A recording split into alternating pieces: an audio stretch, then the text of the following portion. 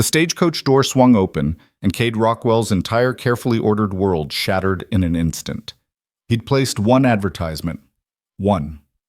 For a housekeeper, a single woman to cook and clean in exchange for wages and shelter. What stepped down onto his Texas ranch wasn't what he'd bargained for. Violet Sloan emerged first, mud-splattered and exhausted, her dark eyes holding secrets he couldn't yet name. But it was what came next that stopped his heart cold. Two little girls, no more than 5 and 7, clutching her skirts like lifelines, their wide eyes reflecting a terror he recognized all too well. Before we begin this journey through the storm-swept Texas frontier, I invite you to stay with us until the very end.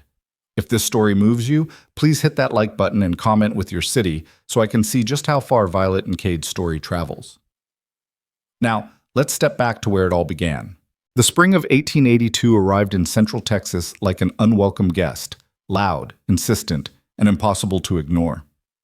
Storm clouds had been building since dawn, stacking themselves against the western horizon in shades of bruised purple and slate gray. By afternoon, they'd swallowed the sun whole. Cade Rockwell stood on the wide porch of his ranch house, one shoulder propped against a rough-hewn post, watching the distant road with the patient intensity of a man accustomed to solitude. The wind carried the smell of rain and cedar, whipping his dark hair across his forehead.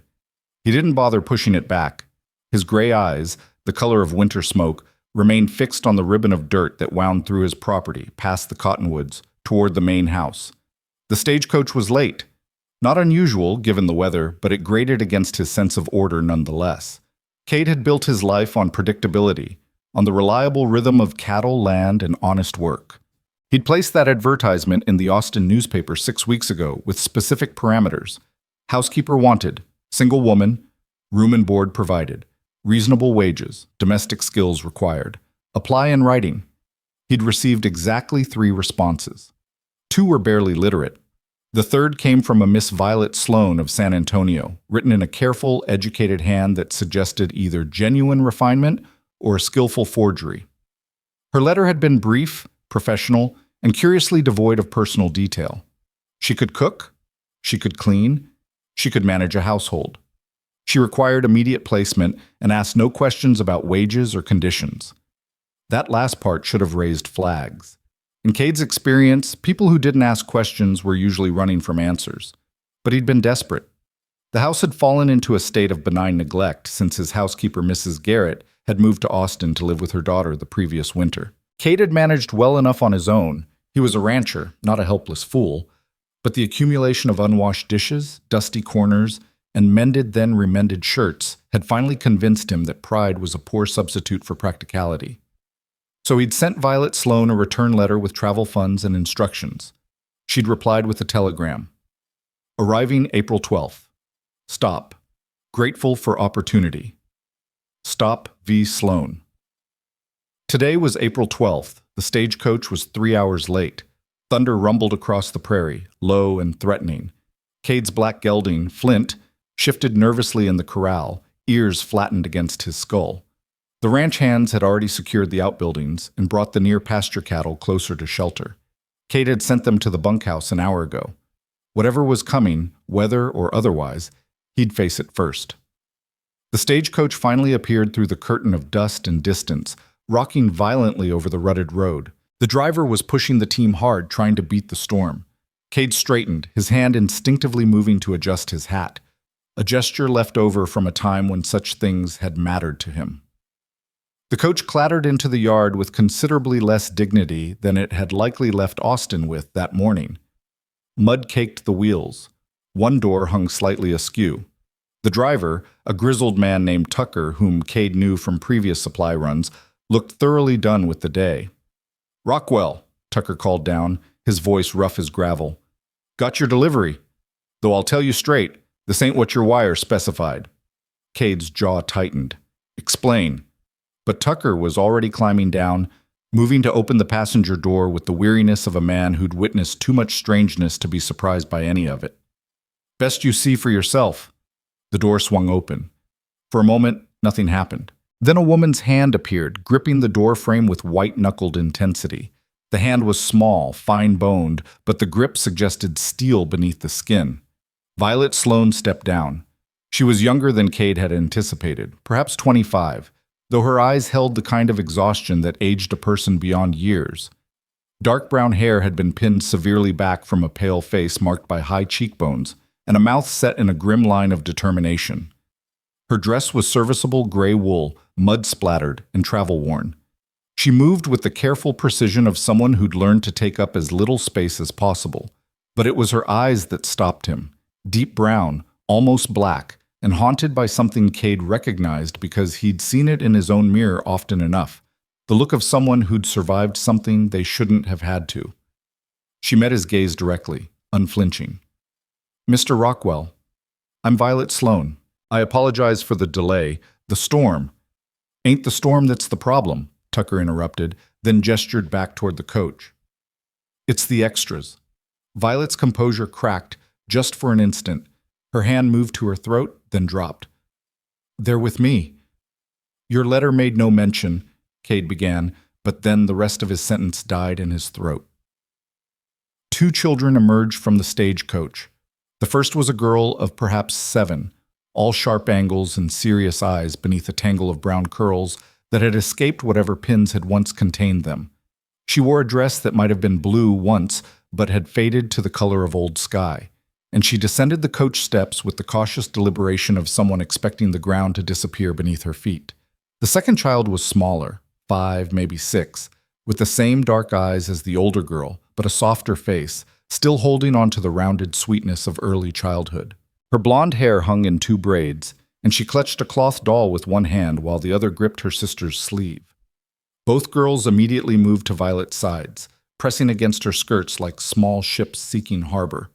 The silence that followed was broken only by thunder and the restless stamping of the coach horses. Cade stared. He'd prepared for one woman, one housekeeper, one person to manage his household in exchange for fair wages and a roof that didn't leak.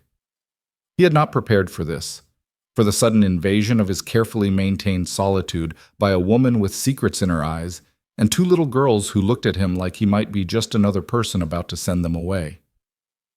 "Mr. Rockwell," Violet said quietly, and her voice held the steady calm of someone making a final stand.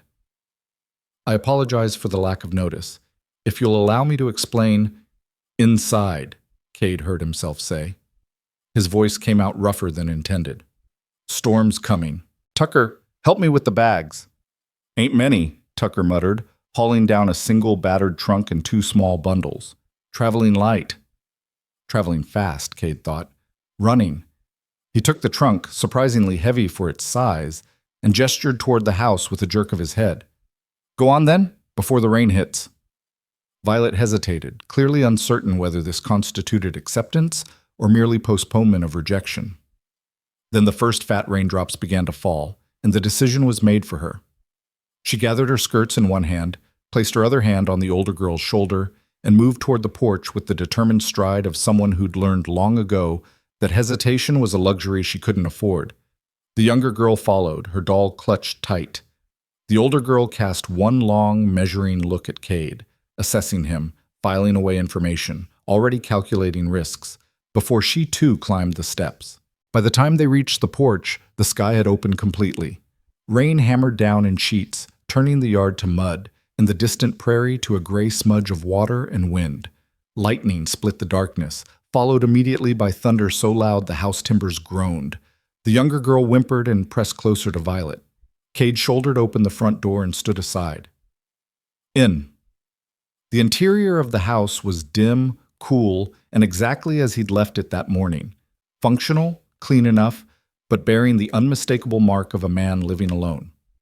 The main room served as kitchen, dining area, and sitting space all at once, with a large stone fireplace dominating one wall and a heavy wooden table in the center. 2 doors led off to bedrooms. A third led to what had once been his mother's sewing room, but now held only dust and memories. Violet stepped inside, water dripping from her hem. The girls followed, their eyes huge as they took in their surroundings. Cade noticed the older one's gaze went immediately to the exits, the front door, the back door visible through the kitchen, the windows. Calculating escape routes. He knew that habit. He'd developed it himself long ago.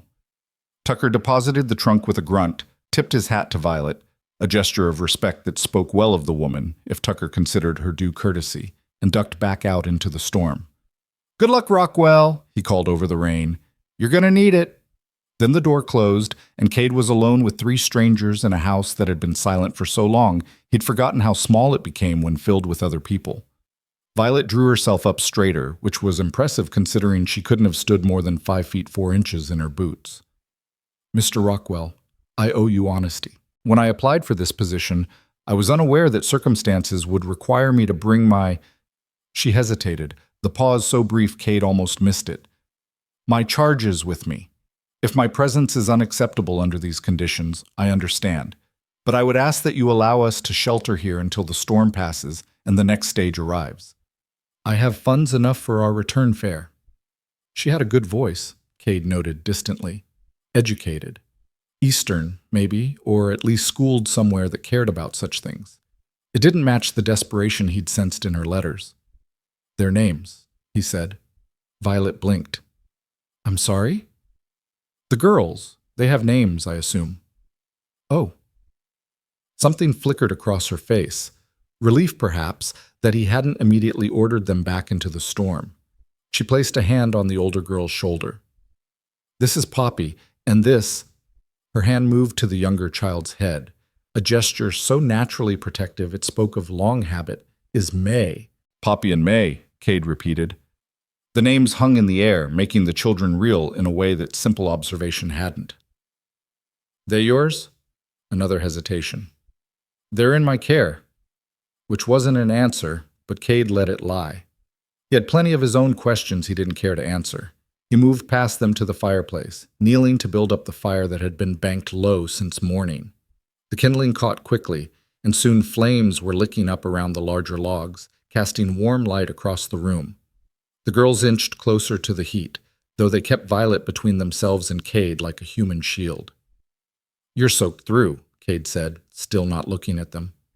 "There's a bedroom through that door. Used to be my mother's. Should be linens in the chest, quilts on the bed. Get yourselves dry. I'll see about supper." "Mr. Rockwell," Violet began. "We'll talk after you're dry and fed," Cade interrupted. "Go on." For a moment he thought she might argue. But then the younger girl, May, sneezed, a tiny wet sound that seemed to tip the balance. Violet nodded once, gathered the girls, and retreated to the bedroom. The door closed softly behind them. Cade remained by the fire, listening to the storm rage outside and the quiet murmur of voices from the other room. He could make out Violet's low tones, reassuring, and the higher, uncertain responses of the children.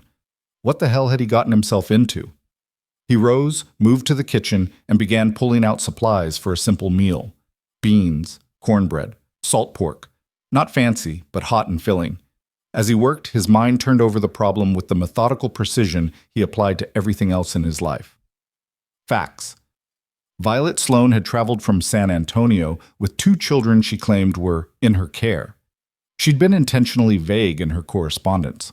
She had funds enough to pay return fare, which suggested she wasn't destitute. But if that were true, why apply for a housekeeping position on a remote ranch in the middle of nowhere? She was running. The question was from what? The bedroom door opened. Violet emerged first, changed into a simple brown dress that was dry but no less worn than the first. She'd unpinned her hair and rebraided it into a long plait over one shoulder. Without the severe styling, she looked younger, softer, still wary, but less like a woman about to bolt. Poppy and May followed, also in dry clothes, faded cotton dresses that spoke of careful mending and meager circumstances. May still clutched her doll. Poppy's hand rested on her sister's shoulder in unconscious mimicry of Violet's earlier gesture. "Sit," Cade said, nodding toward the table. "Food's almost ready." They sat. The girls perched on the edge of their chairs like birds ready to take flight. Violet folded her hands in her lap with the composed stillness of someone who'd learned to wait. Cade served the meal in silence, ladling beans onto tin plates, adding chunks of cornbread still warm from the Dutch oven. He poured milk for the girls, fresh that morning from his neighbor's dairy cow, and coffee for himself and Violet. Black, strong, the way he preferred it. May stared at her plate as if unsure whether she was allowed to eat. Poppy looked to Violet, who nodded once. Only then did the children pick up their spoons. They ate with the focused intensity of people who'd known hunger. Not the comfortable, temporary hunger of missing a meal, but the deeper kind. The kind that taught you to never waste food, never take fullness for granted, never assume there would be more tomorrow. Cade knew that hunger too. When the edges had been taken off, when May's eyes were growing heavy and Poppy's rigid posture had softened slightly, Violet finally spoke. "You're owed an explanation, Shnasin." "I'm owed honesty," Cade corrected. "You can keep your explanations if you like. But if you're staying, even temporarily, I need to know whether someone's going to come looking for these girls. Whether there's trouble following you." Violet's hands tightened around her coffee cup. For a long moment she said nothing, and Cade thought she might refuse to answer. Then she lifted her eyes to his, and the weight of what he saw there made something in his chest tighten unexpectedly. "No one is looking for them," she said quietly. "Not anymore. They have nowhere else to go. And neither do I." The words hung in the air, simple and devastating. "Their parents?" Cade asked. "Dead. Both of them. There's no other family willing to take them." May's eyes filled with tears, though she made no sound. Poppy put an arm around her sister and glared at Cade with sudden fierceness, as if daring him to say something that would hurt May further. "Then why the secrecy?" Cade pressed, keeping his voice level. "Why not mention them in your letter?" "Because every position I've applied for in the past 6 months has rejected me the moment they learned I came with children," Violet said. There was no self-pity in her voice, only tired pragmatism. "I thought perhaps if I could prove myself capable first, demonstrate that I could manage the work, that you might be willing to reconsider." "That's a hell of an assumption." "It was the only option I had left, Mr. Rockwell. I've exhausted every other avenue, every charity home, every aid society, every possible placement. No one wants 2 girls with no inheritance and no connections. And I will not," her voice sharpened with sudden steel, "I will not see them separated or sent to some workhouse where they'll be treated as nothing more than free labor." May had begun to cry silently, tears sliding down her round cheeks. Poppy's arm tightened around her sister, and she continued to stare at Cade with that unsettling mixture of fear and defiance. Cade set down his coffee cup with deliberate care. "How old are you, Poppy?" The girl blinked, surprised to be addressed directly. "7, sir." "May's 5. "And you can read?" A cautious nod. "Yes, sir. Violet taught us." "Can you both work?" "Age-appropriate work," he clarified, seeing Violet stiffen. "Collecting eggs, feeding chickens, simple mending, not heavy labor." Poppy's chin lifted. "We can work. We're not useless." "Didn't say you were." Cade turned his attention back to Violet. "What happened to their parents?" "Fever. Last winter. It took their mother first, then their father 3 days later." Violet's voice remained steady, but her knuckles had gone white around her cup. "I was their mother's companion. When she fell ill, I cared for her. When she died, I promised I would look after the girls.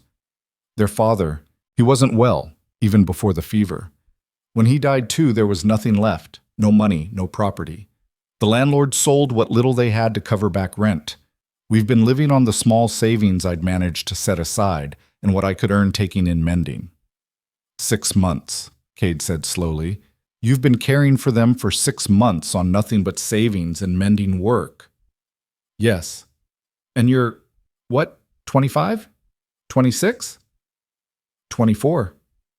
24 years old, and she'd taken on the full responsibility of 2 orphan children with no legal obligation, no support, and no resources. Either Violet Sloane was a saint or a fool. Cade strongly suspected she was neither.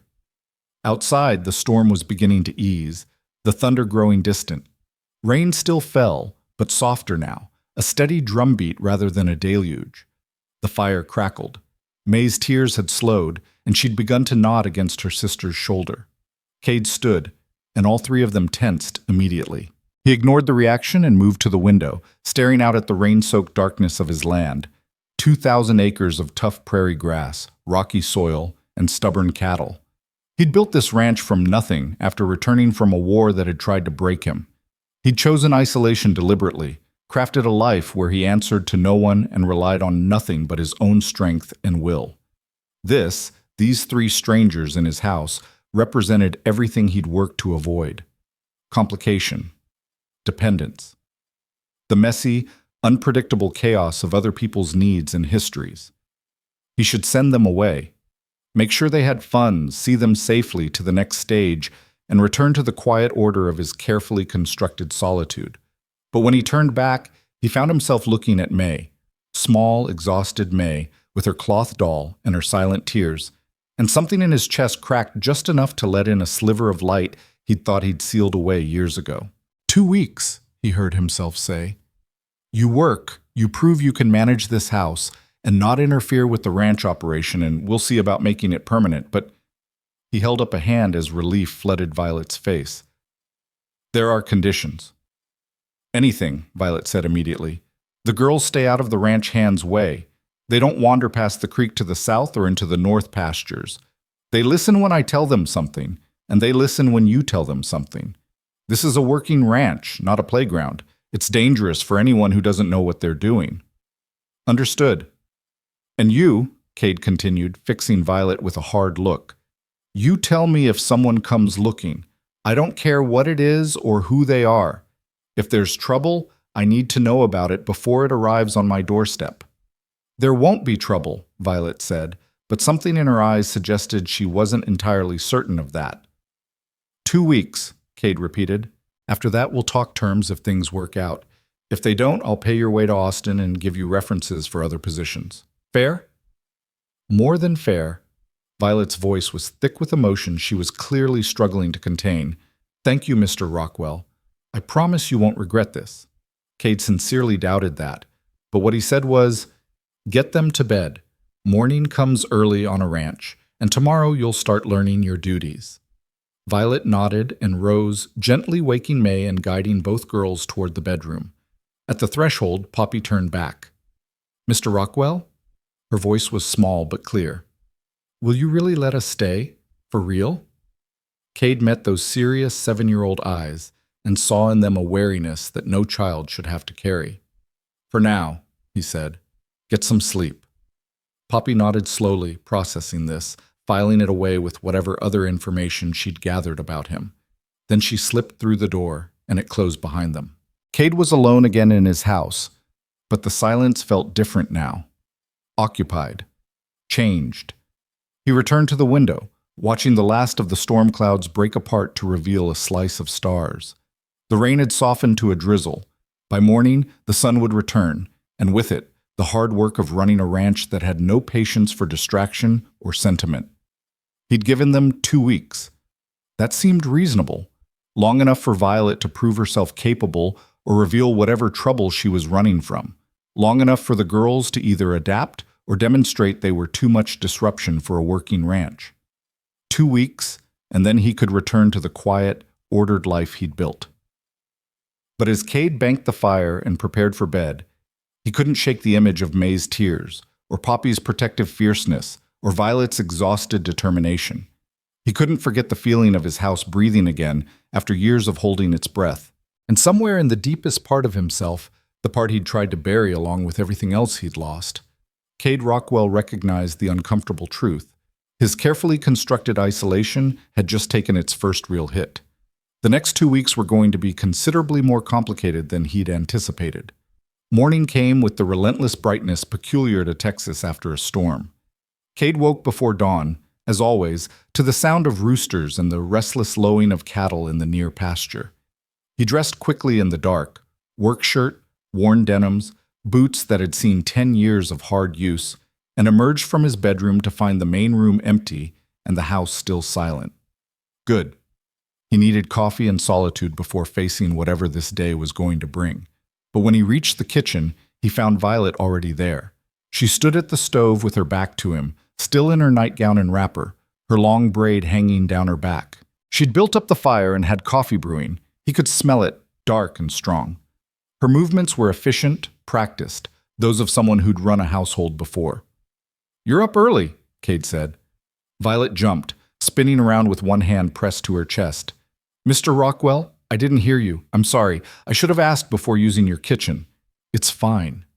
He moved past her to pour himself coffee, noting the slight tremor in her hands as she stepped aside. Still skittish, still ready to apologize for existing. "If you're making breakfast, there's eggs in the cold box and bacon in the larder." "I found them, thank you."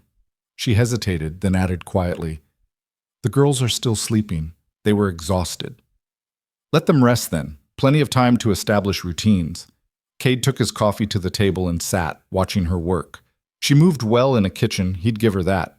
No wasted motion, no fumbling with unfamiliar tools. She found the cast iron skillet, the spatula, the plates, all without having to search. "You've done this before," he observed. "Run a household." "I grew up in one that valued such skills." Violet cracked eggs into the pan with practiced ease. "And I worked as a companion for several years. Household management was part of my duties." "Where?" "San Antonio, most recently. Before that, Houston." "You're from Texas then?" A slight pause. "No, I came here 5 years ago." "From?" "Virginia." The word came out clipped, final, a door closing on further questions. Cade let it drop. He'd get the full story eventually, or he wouldn't. Either way, pushing now would only make her more defensive. They ate breakfast in companionable silence, broken only by the sizzle of bacon and the scrape of forks on tin plates. Violet had set aside portions for the girls, covering them with a cloth to keep them warm. She ate quickly, efficiently, like someone accustomed to taking meals standing or on the run. "I'll need to show you the house properly," Cade said when they'd finished. "Where things are kept, what needs doing. The garden's been neglected, hasn't been tended since Mrs. Garrett left. If you've got any skill with growing things, that'd be useful come summer." "I can manage a garden." "Washing's done on Mondays and Thursdays. There's a line out back and a good wash tub in the shed. Water comes from the well. It's clean, cold, and reliable. Don't ever let it get low without telling me." Violet nodded, committing this to memory. "The hands eat in the bunkhouse mostly, but sometimes they'll come up for Sunday dinner if we're doing something special. There's 5 of them: Jed, Marcus, Tom, Billy, and Sam. They're good men, work hard, no trouble. They know to keep respectful around women." "And the ranch work?" "What should I know about your schedule?" "I'm up before dawn, out until midday unless there's trouble. Back for dinner at 1, then out again until dark. Cattle need checking, fences need mending, horses need training. Spring's calving season, so I'll be spending more time in the far pastures." He paused. "I'll need packed meals some days." "Can you manage that?" "Of course." "Then we'll start there." Cade rose, carrying his plate to the wash basin. "Get the girls fed and dressed. I'll show you around the property after morning chores. But there's one thing you should understand right now." Violet turned to face him, her expression guarded. "This ranch runs on a schedule," Cade said quietly. "Cattle don't care about convenience or comfort. Weather doesn't ask permission. Things break, animals get sick, problems arise without warning. I need to know you can handle that you won't fall apart if something goes wrong or if I'm not here to solve every little crisis." "I won't fall apart, Mr. Rockwell." "See that you don't." He moved toward the door, then stopped. "And Violet, call me Cade. Mr. Rockwell was my father, and I'd rather not be reminded of him." He left before she could respond, stepping out into a morning scrubbed clean by yesterday's storm. The air smelled of wet earth and new grass. Puddles reflected the brightening sky. In the distance, his hands were already moving among the cattle, checking for storm damage or injury.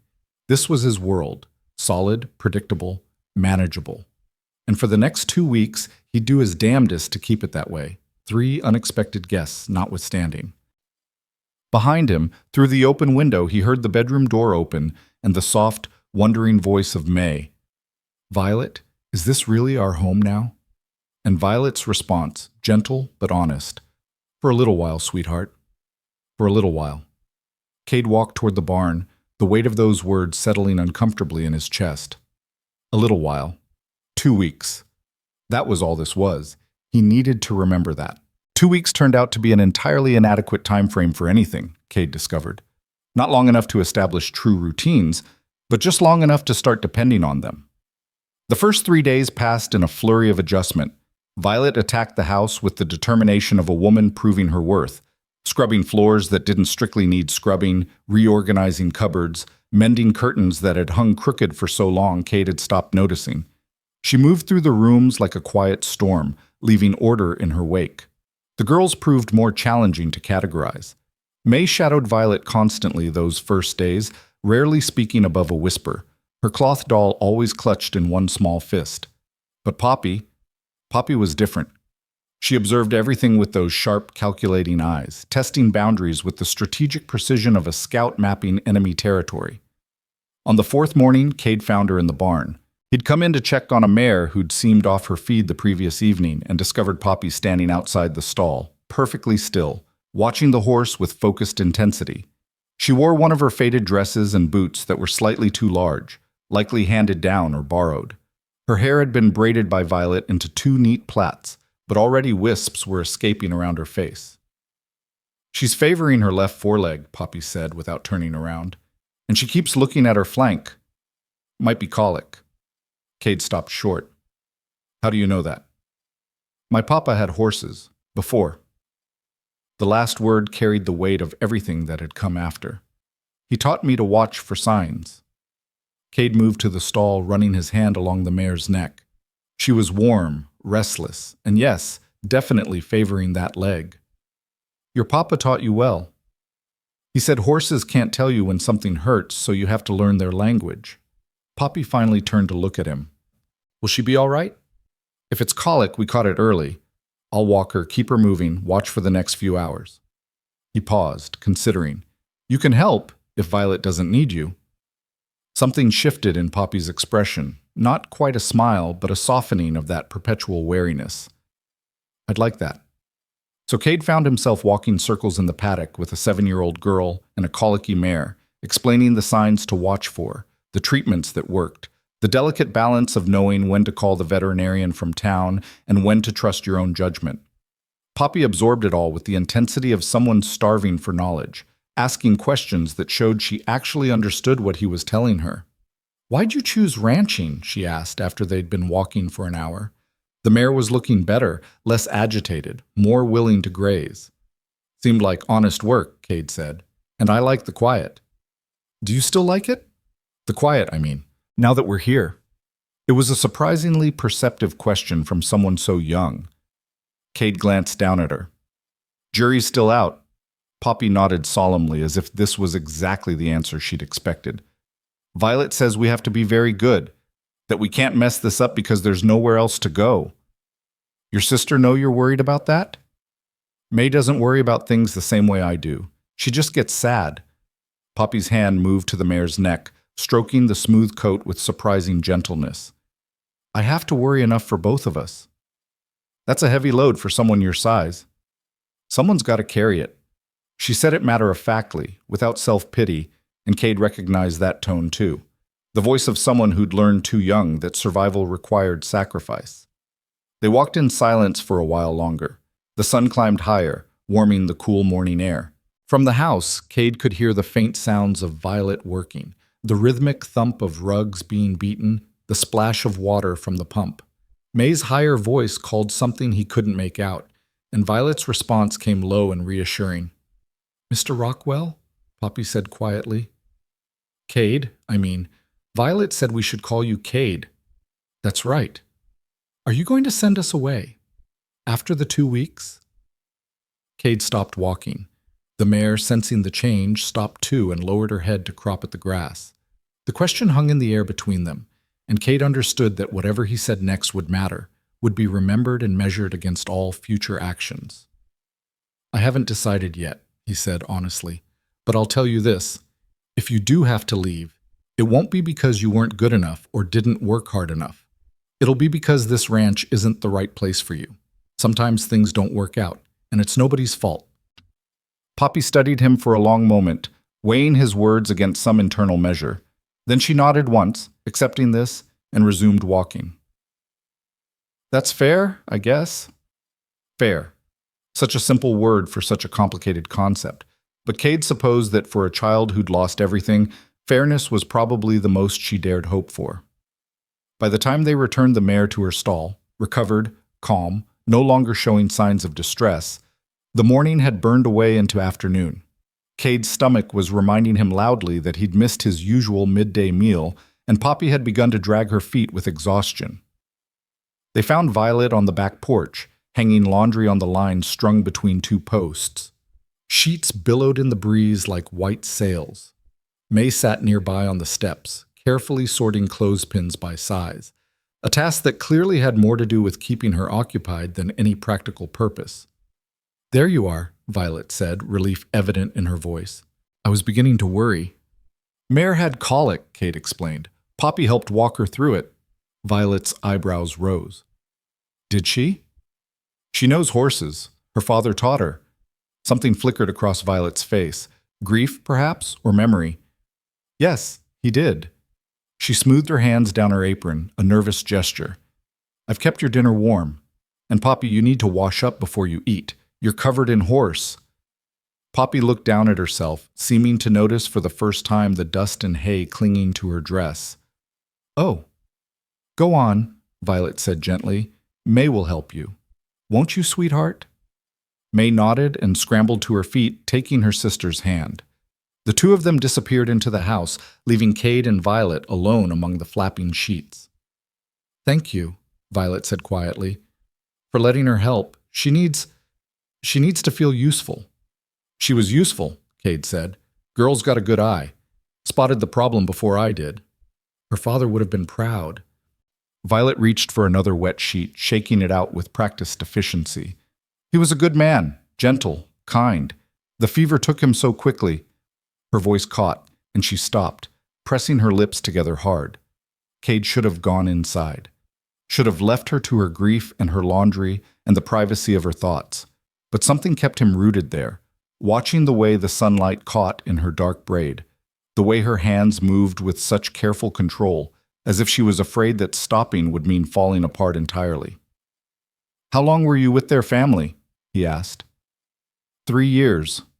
I was hired as a companion to their mother. She had a weak constitution, needed someone to manage the household, help with the girls. Their father was often away on business. Violet clipped the sheet to the line with more force than necessary. "When she fell ill, I did everything I could. It wasn't enough. Fever's not something you can fight with determination. I know that. Rationally, I know that. But she made me promise. At the end, when she knew she wasn't going to survive, she made me promise I'd look after them. Both of them. And then their father died, and suddenly I was all they had. And I had no legal right to them. No money. No plan." She broke off, jaw clenched. "I'm sorry. You don't need to hear this." "Didn't say I didn't want to." Violet looked at him then, really looked at him, and Cade saw her reassessing him in real time, adjusting whatever assumptions she'd made based on his rough exterior and solitary life. "Why did you let us stay?" she asked. "The truth, Cade. You could have sent us away that first night." "Maybe I'm curious to see if you'll actually make it 2 weeks," he said, deflecting. "That's not an answer." "It's the only one I've got right now." He moved toward the door, then paused. "The mare's name is Dancer. If Poppy wants to check on her later, that'd be fine. Girl should know her patient recovered." He left Violet standing among the sheets, her expression unreadable, and went inside to the dinner she'd kept warm. The house smelled of bread and stewed meat, and something he couldn't quite name, something that felt dangerously close to home. The days developed a rhythm after that. Cade woke before dawn and found Violet already in the kitchen, coffee brewing, breakfast in progress. The girls would emerge sleepy-eyed and quiet, eating quickly before beginning whatever tasks Violet had assigned them. Poppy took to following Cade around the ranch when her chores were finished, absorbing everything he told her about cattle, horses, land management, weather signs. May stayed closer to home, helping Violet in the garden that was slowly coming back to life under determined care. By the end of the first week, Cade had stopped thinking of the house as empty when he returned at midday, had stopped being surprised by the sound of May's laughter, or Poppy's questions, or Violet's quiet humming as she worked. The hands noticed too. Jed commented that the ranch felt livelier, and even gruff Sam admitted it was nice to smell fresh bread when the wind blew right. On Sunday, Violet prepared a dinner that brought all 5 ranch hands up to the house with their hats in their hands and genuine gratitude in their eyes. She'd made pot roast with vegetables from the newly revived garden, fresh rolls, and a dried apple pie that made Billy declare he'd died and gone to heaven. The men were respectful, careful not to curse, patient when May shyly offered them more coffee with trembling hands. Cade watched from the head of the table, saying little but noting everything.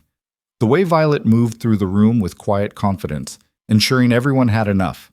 The way Poppy sat up straighter when the hands complimented her help with the vegetables. The way May's smile grew wider each time someone thanked her. The way his house had stopped feeling like a place he simply existed and started feeling like something else entirely. After the hands returned to the bunkhouse, full and content, Cade helped Violet with the dishes, an offer that clearly surprised her. They worked in companionable silence, her washing, him drying, the girls playing quietly in the corner with a set of carved wooden animals that had been his as a boy. "We're past halfway through your trial," Violet said suddenly. "I suppose you'll be making your decision soon." Cade set down the plate he'd been drying. "And if I asked you to stay, permanently?" Violet's hand stilled in the wash water. "Are you asking?" "Considering it." "Why?" She turned to face him, soapy water dripping from her hands. "You've made it clear you value your solitude. We're the opposite of that. We're noise and complication and disruption. Why would you willingly choose that?" It was a fair question. Cade wasn't entirely sure he had a good answer. "Place needs a housekeeper," he said finally. "You're good at the work. The girls aren't as much trouble as I expected. Seems practical." "Practical." Violet's mouth twisted slightly. "That's your reason? You want a different one?" "I want the truth, Cade. Because if we stay, if we make this permanent, I need to know we're not just a convenience that you'll regret when the newness wears off and you remember how much you prefer being alone." Cade leaned back against the counter, arms crossed. The truth. What was the truth? That he found himself listening for May's laughter during the day? That Poppy's questions made him think about the ranch in new ways? That Violet's presence had somehow made the silence less peaceful and more just? Lonely? "This place has been dead quiet for years," he said slowly. "Since before the war, really. After I came back, I thought that's what I wanted. No noise, no demands, no one needing anything from me. And it worked, for a while. But lately," he stopped, frustrated by his inability to articulate what he was feeling. "This house was built for a family. My parents raised 4 kids here. After they died, after my brothers and sister moved on, it's just been me. And I didn't realize how much that mattered until you 3 showed up and reminded me what it used to sound like." Violet stared at him, her eyes wide and dark in the lamplight. "That's the most I've heard you say at one time since we arrived." "Don't get used to it." A small smile tugged at her mouth. "If we stay, and I'm not saying we will, not until you actually make a formal offer, but if we do, I need you to understand something. Those girls have lost everyone. They've been passed over, rejected, told their burdens. If we stay, they're going to start hoping, start believing this is real. And if you change your mind later, if you decide you were wrong and this was a mistake, it will break them in ways I'm not sure they can recover from." "I don't make offers I don't intend to keep," Cade said quietly. "If I ask you to stay, it's because I mean it." "Then ask me properly, not considering it or seems practical. Ask me like you mean it." Cade held her gaze, seeing the challenge there, the fierce protectiveness, the desperation she was trying so hard to hide. This woman who'd given up everything for 2 children who weren't even hers by blood, who'd traveled across Texas with nothing but determination and hope, who stood in his kitchen with soapy hands demanding that he be clear about his intentions. She deserved honesty. "Stay," he said. "All 3 of you, not as a trial, as permanent residents of this ranch. I'll pay fair wages, provide room and board, and make sure those girls have what they need. In return, you manage the house and let me teach Poppy about horses if she's interested. And when May's old enough, maybe she can help in the garden or with the chickens or whatever suits her. This doesn't have to be complicated, Violet. It can just be an arrangement that works for everyone." "An arrangement," Violet repeated softly. "What else would you call it?" She didn't answer immediately. Instead, she turned back to the dishes, her shoulders tense. I suppose I'd call it a second chance. For all of us. From the corner, May's voice piped up. Violet, can we stay? Please, can we stay? Neither adult had realized the girls were listening. Poppy stood now too, her expression carefully neutral, but her hands clenched tight at her sides. May clutched her doll, eyes huge with hope and fear in equal measure. Violet looked at Cade one more time, searching his face for something. Certainty, perhaps, or trustworthiness, or simple sincerity. Whatever she saw must have satisfied her because she nodded slowly. Yes, she said to the girls. We can stay. May's shriek of joy was loud enough to startle the chickens in their coop. She launched herself at Violet, wrapping small arms around her waist. Poppy moved more slowly, but her tight control had cracked enough to let genuine relief show through. Really? Poppy asked, looking at Cade. You really mean it? This is our home now? It's your home, Cade confirmed. Long as you want it to be. Poppy nodded, processing this, then did something unexpected. She crossed to Cade and stuck out her hand like she'd seen adults do. Thank you, sir. We won't let you down. Cade shook her small hand gravely. I know. That night, after the girls had been put to bed and Violet had retired to her own room, Cade sat alone on the porch, listening to the night sounds of the ranch. Cattle lowing in the distance, wind through the grass, an owl hunting somewhere beyond the barn. He'd just permanently altered the course of his carefully controlled life, taken on responsibility for 3 people who were basically strangers, committed himself to noise and complication and all the messy unpredictability he'd worked so hard to avoid. And somehow, it didn't feel like a mistake. It felt like the house had just started breathing properly again after years of holding its breath. The second week brought new rhythms and small revelations. Poppy proved herself invaluable around the horses, having inherited not just her father's knowledge, but his gentle way with nervous animals. May discovered a talent for finding eggs in places the chickens had hidden them, turning the daily collection into a game that made her giggle. Violet transformed the house room by room, not just cleaning but restoring it, hanging curtains she'd mended and starched, arranging wildflowers in jars, making the space feel lived in rather than merely occupied. But it was the small, unguarded moments that caught Cade off guard. May slipping and calling him Papa before catching herself and dissolving into embarrassed tears. Poppy asking his opinion on whether they should plant more beans or squash in the garden, as if his answer mattered to her sense of what their future would hold. Violet humming an old song while she worked, the sound floating through open windows and settling into corners of the house that had been silent too long. On the 13th day, Cade came back from checking fence lines earlier than expected and heard voices from the kitchen. He paused just outside, not meaning to eavesdrop but unable to help overhearing. Do you think he'll marry you? That was Poppy, blunt as always. What? No, Poppy, where did that idea come from? Violet sounded flustered. Jed said ranchers usually marry their housekeepers eventually.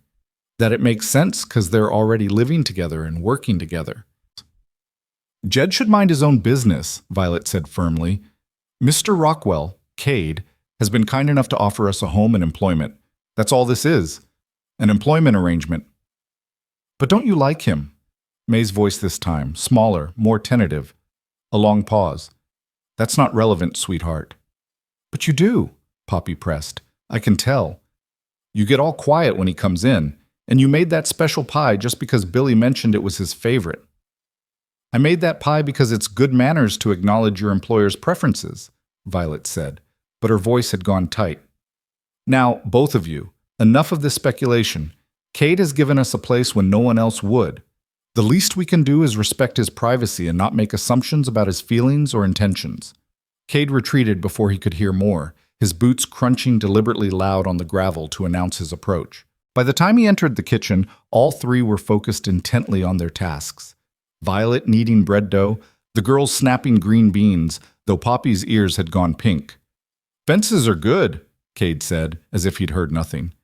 But there's a spot by the creek that needs reinforcement. I'll take care of it tomorrow. Will you need a packed lunch? Violet asked, not meeting his eyes. Probably. It's a good hour's ride. I'll prepare it tonight. The conversation was painfully normal, almost aggressively so. May kept sneaking glances between the two adults, clearly trying to assess whether they'd somehow revealed the conversation Cade had absolutely not overheard. Poppy focused on her beans with unusual intensity. Later, after dinner, Cade found himself alone with Violet on the porch. She'd come out to shake the rugs, and he'd followed with his coffee, drawn by something he couldn't quite name. The evening was cooling down, the heat of the day giving way to that particular softness of spring twilight. "The girls settled?" he asked. "Reading.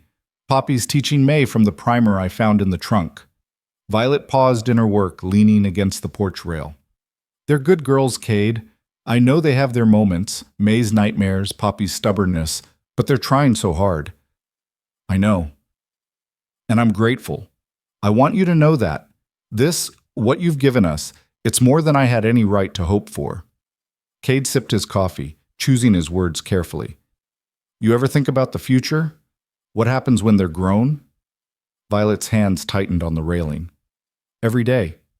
I think about making sure they have educations, opportunities, choices I never had. I think about May maybe teaching. She loves books, loves learning. And Poppy."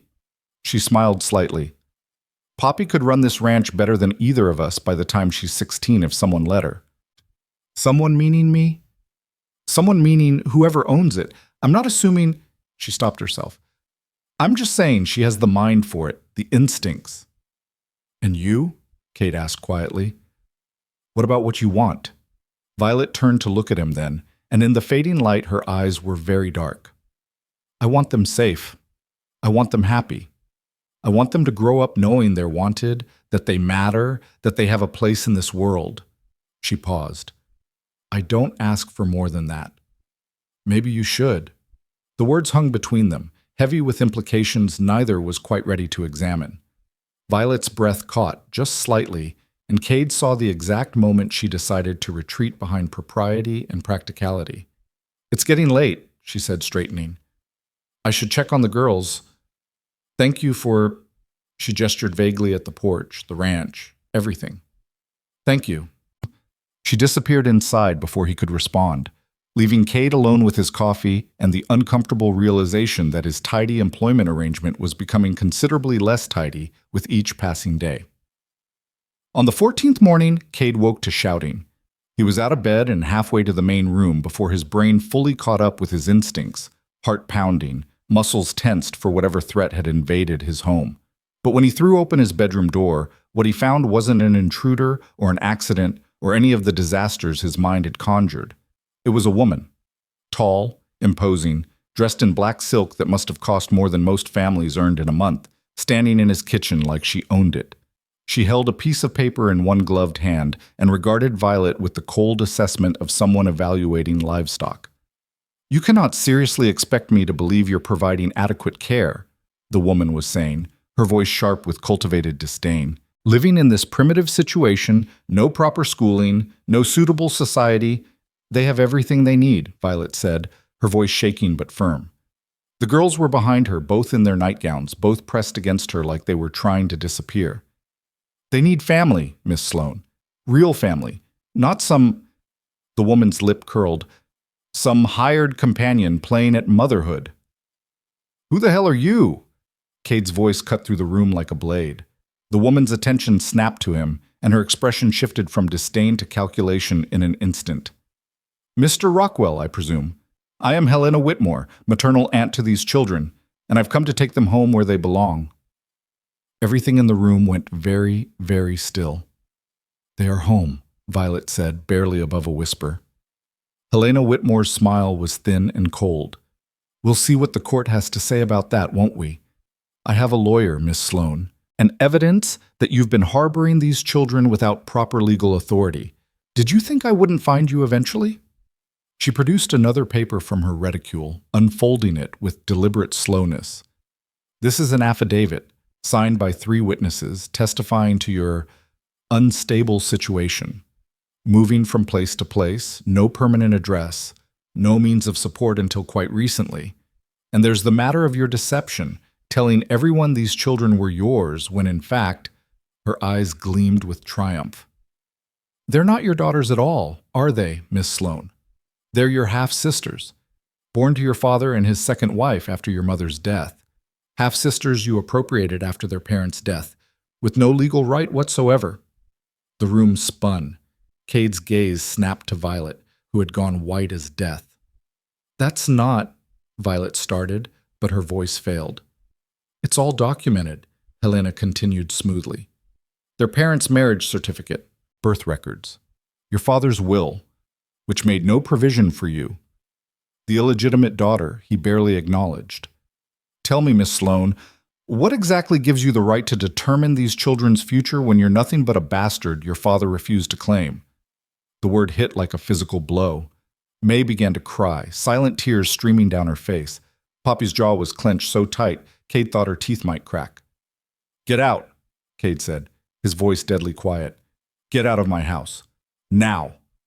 Helena turned her cold smile on him. This doesn't concern you, Mr. Rockwell.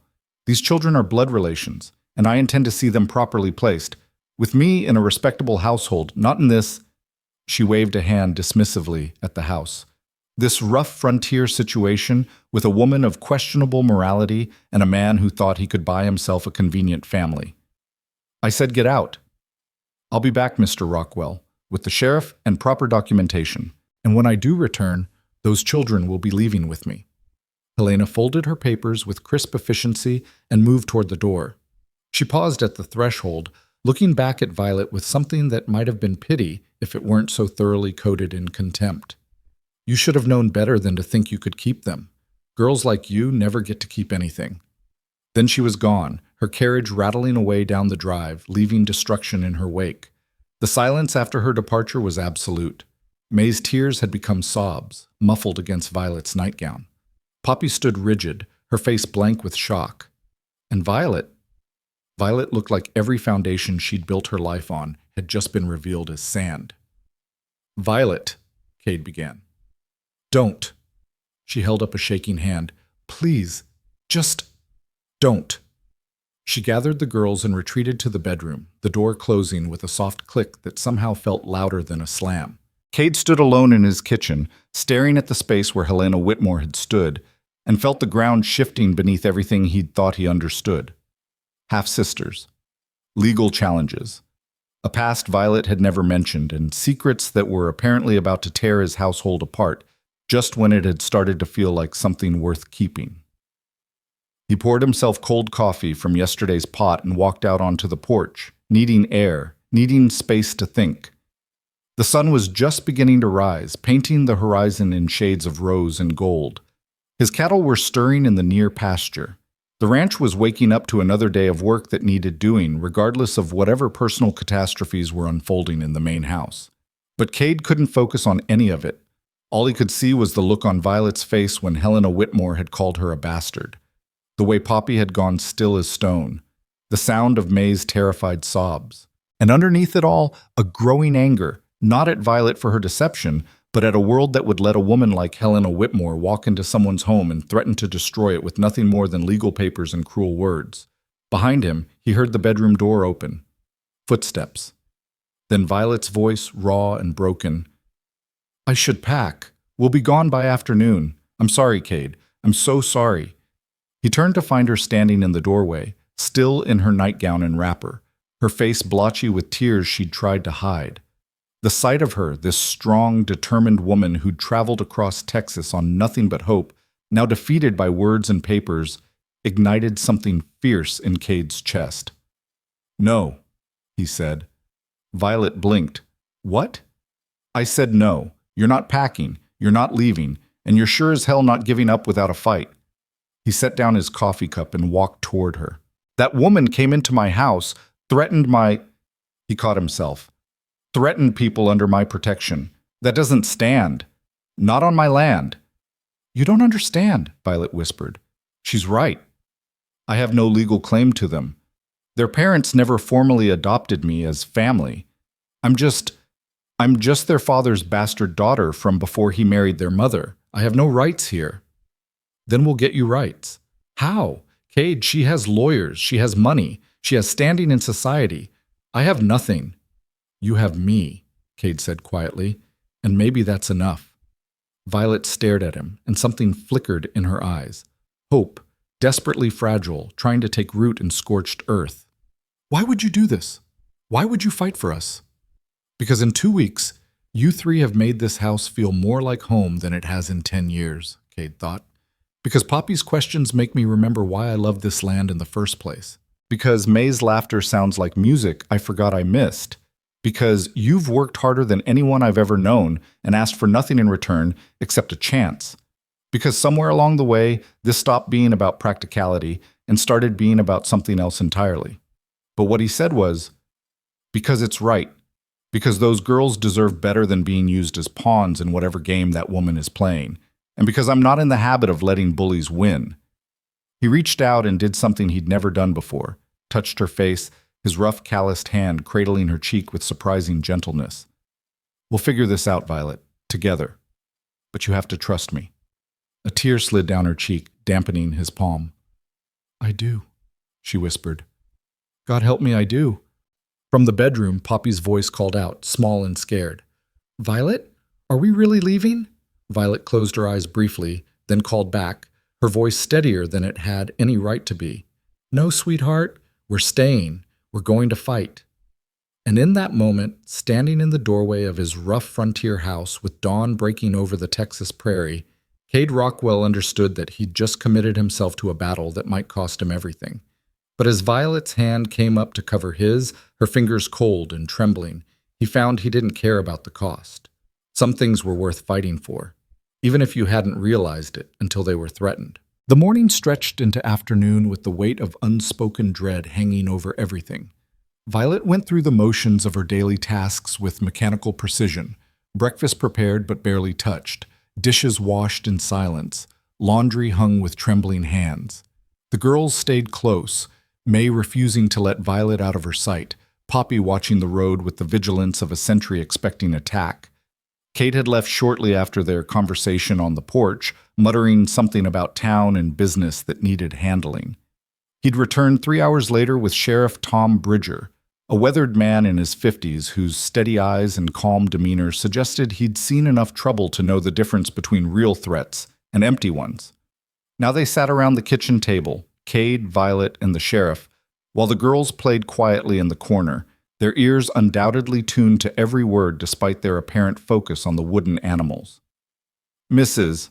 Whitmore came to see me this morning, Sheriff Bridger said, his voice gravelly but not unkind. Had quite a story about stolen children and fraudulent guardianship. Wanted me to remove those girls immediately. He paused, taking a sip of the coffee Violet had poured with shaking hands.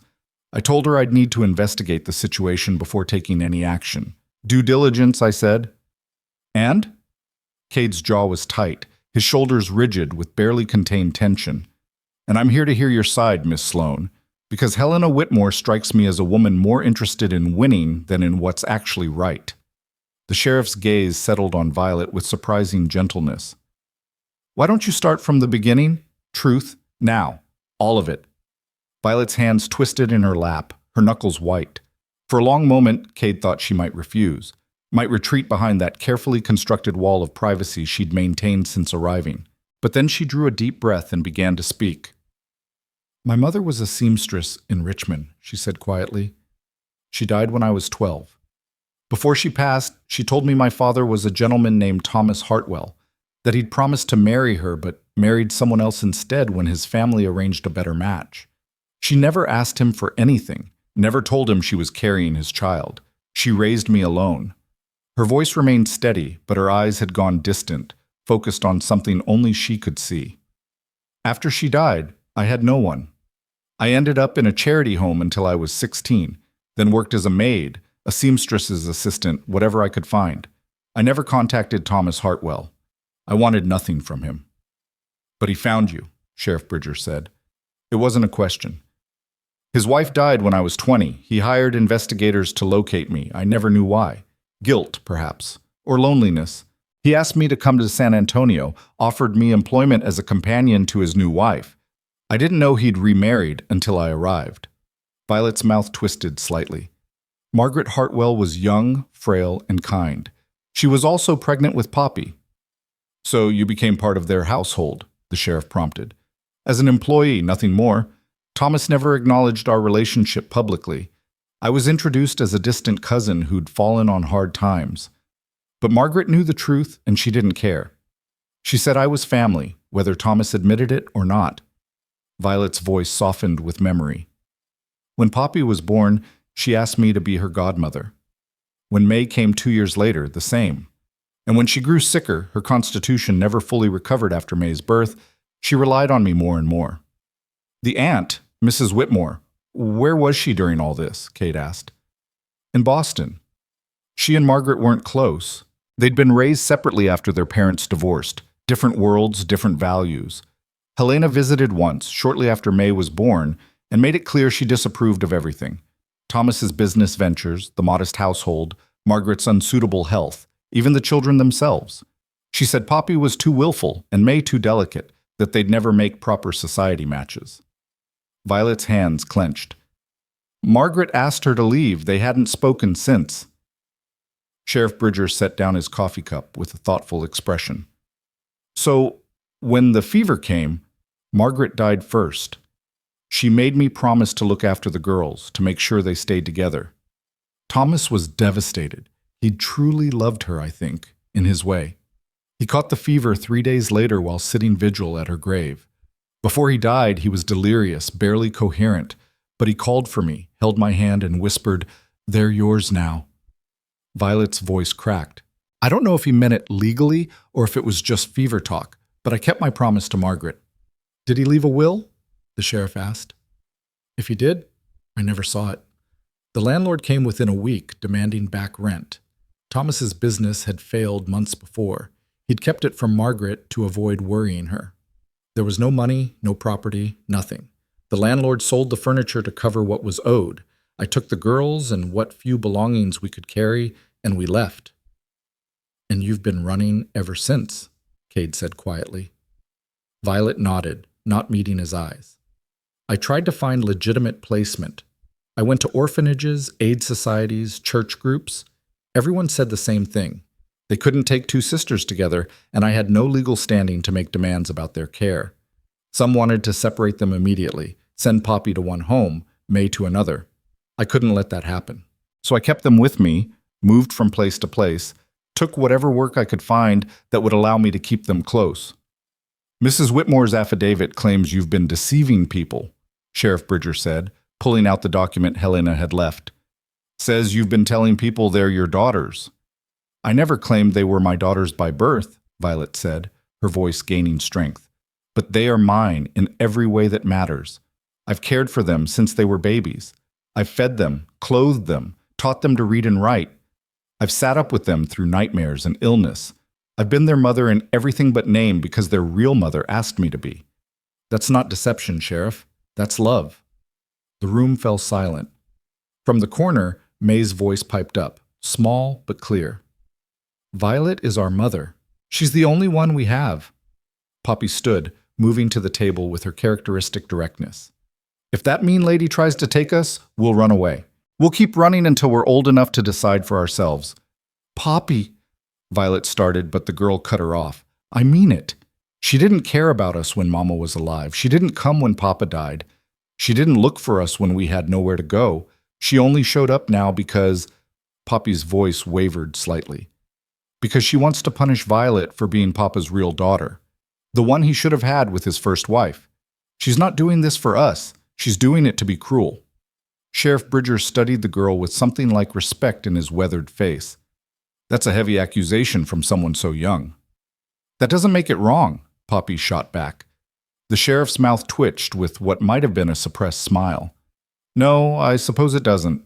He turned back to Violet. Here's the situation as I see it. Mrs. Whitmore has legal standing as a blood relative. You have no formal legal claim to these children. In a court, that puts you at a disadvantage. Violet's face went pale, but she nodded. She'd known this was coming. However, the sheriff continued, his tone thoughtful, the law also considers the best interests of the children, and from what I can see, these girls are well cared for, healthy, educated, and clearly attached to you. That counts for something. Additionally, Mrs. Whitmore's sudden interest after years of absence raises questions about her motives. So what do we do? Cade asked, his voice rough with barely controlled frustration. We document everything. Violet, I'll need you to write out a full account of your relationship to these girls, their parents' wishes, and the circumstances that brought you here. Get statements from anyone who knew you in San Antonio, anyone who can testify to your care of these children. And Cade, the sheriff's gaze shifted. I'll need to know your role in this, why you're housing them, what your intentions are, whether this is a temporary arrangement or something more permanent. It's permanent, Cade said without hesitation. They're part of my household. I've offered Miss Sloan employment as my housekeeper and guardian to the girls. They're under my protection. That helps, but it's not enough to counter blood relation claims. Sheriff Bridger stood, collecting his hat. I'll do what I can to slow this down, give you time to build a case. But I'll be straight with you. Mrs. Whitmore has money and connections. She'll bring in lawyers from Austin or even Houston if she has to. You'll need to be prepared for a real fight. After the sheriff left, the house felt smaller somehow, the walls pressing in with the weight of impending conflict. Violet sat at the table long after the others had moved away, staring at the blank paper Sheriff Bridger had left for her statement. Cade watched her from across the room, noting the rigid set of her shoulders, the way her hands kept clenching and unclenching in her lap. You should have told me, he said finally, about being their half-sister. Violet's head snapped up. Would it have changed your decision to let us stay? I don't know. Maybe, but you should have given me the choice. I gave you all the truth that mattered, she said, her voice hard with defensive anger. They're in my care. I love them. I'll do anything to protect them. Those are the important facts, Cade. The rest is just complications. Complications that are about to tear this household apart. He moved closer, pulling out a chair and sitting across from her. I can't help you if you keep hiding things. If there are more secrets, more surprises waiting to jump out and bite us, I need to know now. Violet's eyes flashed. You want more secrets? Fine. My mother died of consumption in a charity ward because no doctor would treat a poor seamstress. I spent 4 years in a home where they taught us that we were worthless, that our only value was in serving others without complaint. I watched Thomas Hartwell pretend I didn't exist in public while privately asking if I'd like a real family, as if he could erase 20 years of abandonment with employment and false kindness. Her voice had risen, words tumbling out with the force of long-suppressed fury. I've been called bastard, whore, thief, liar. I've been told I'm not good enough, not legitimate enough, not worthy enough to exist in polite society. And then I found Margaret and the girls, and for the first time in my entire life, someone looked at me like I mattered, like I was family. And when she died, I promised I wouldn't let them suffer the way I did, wouldn't let them grow up feeling unwanted and ashamed. So yes, I have secrets, Cade. I have a whole lifetime of them. But none of them changed the fact that I would die before I let Helena Whitmore take those girls. The silence after her outburst was deafening. Violet's chest heaved with the force of her breathing, her eyes bright with unshed tears. She looked raw, exposed, every carefully constructed defense stripped away. Cade reached across the table and took her hand. She flinched but didn't pull away. Then we fight, he said simply. Whatever it takes. We fight. Violet stared at their joined hands, his rough and scarred from years of hard work, hers smaller but no less marked by labor. Why? She whispered. Why would you risk so much for us? Because you're brave and fierce, and you've survived things that would have broken most people, Cade thought. Because those girls deserve to grow up with someone who loves them, not someone who sees them as property or pawns. Because this house has been dead for too long, and you three brought it back to life. Because somewhere in the past 2 weeks, you stopped being strangers and started being something else, something I'm not ready to put a name to but can't bear to lose. But what he said was, because it's right. Now stop asking questions and start writing that statement. We have work to do. The next 3 days passed in a blur of preparation and mounting tension. Violet wrote her statement, then rewrote it 3 times at Cade's insistence until every detail was clear and defensible. Cade sent telegrams to San Antonio, tracking down anyone who'd known the Hartwell family, requesting statements about Violet's character and her relationship with the girls. The responses that trickled back were encouraging. A neighbor who remembered Violet's devoted care, a shopkeeper who testified to her integrity, even the pastor who'd presided at Margaret's funeral, and noted that she'd specifically named Violet as guardian in her final wishes. But Helena Whitmore wasn't idle either. On the third day, a man arrived from Austin, slick-suited, sharp-eyed, carrying a leather case full of documents. He introduced himself as James Quentin Rockwell, attorney at law, and Cade's stomach dropped as he registered the last name. "Cousin," Quentin said with a smile that didn't reach his eyes. "Been a long time." Cade stood on his porch, blocking the entrance to his house, every muscle tense. "What are you doing here, Quentin?" "Business, I'm afraid. I represent Mrs. Helena Whitmore in a rather delicate family matter." Quentin's gaze drifted past Cade to where Violet stood visible through the doorway. "I believe you're harboring 2 minor children who legally belong in Mrs. Whitmore's custody. I'm here to facilitate their peaceful transfer and avoid any unpleasant legal complications." "They're not going anywhere," Cade said flatly. But Cade, you see, they must. Mrs. Whitmore has legal standing, blood relation, and the financial means to provide these children with advantages you," he gestured at the ranch with barely concealed contempt, "could never offer.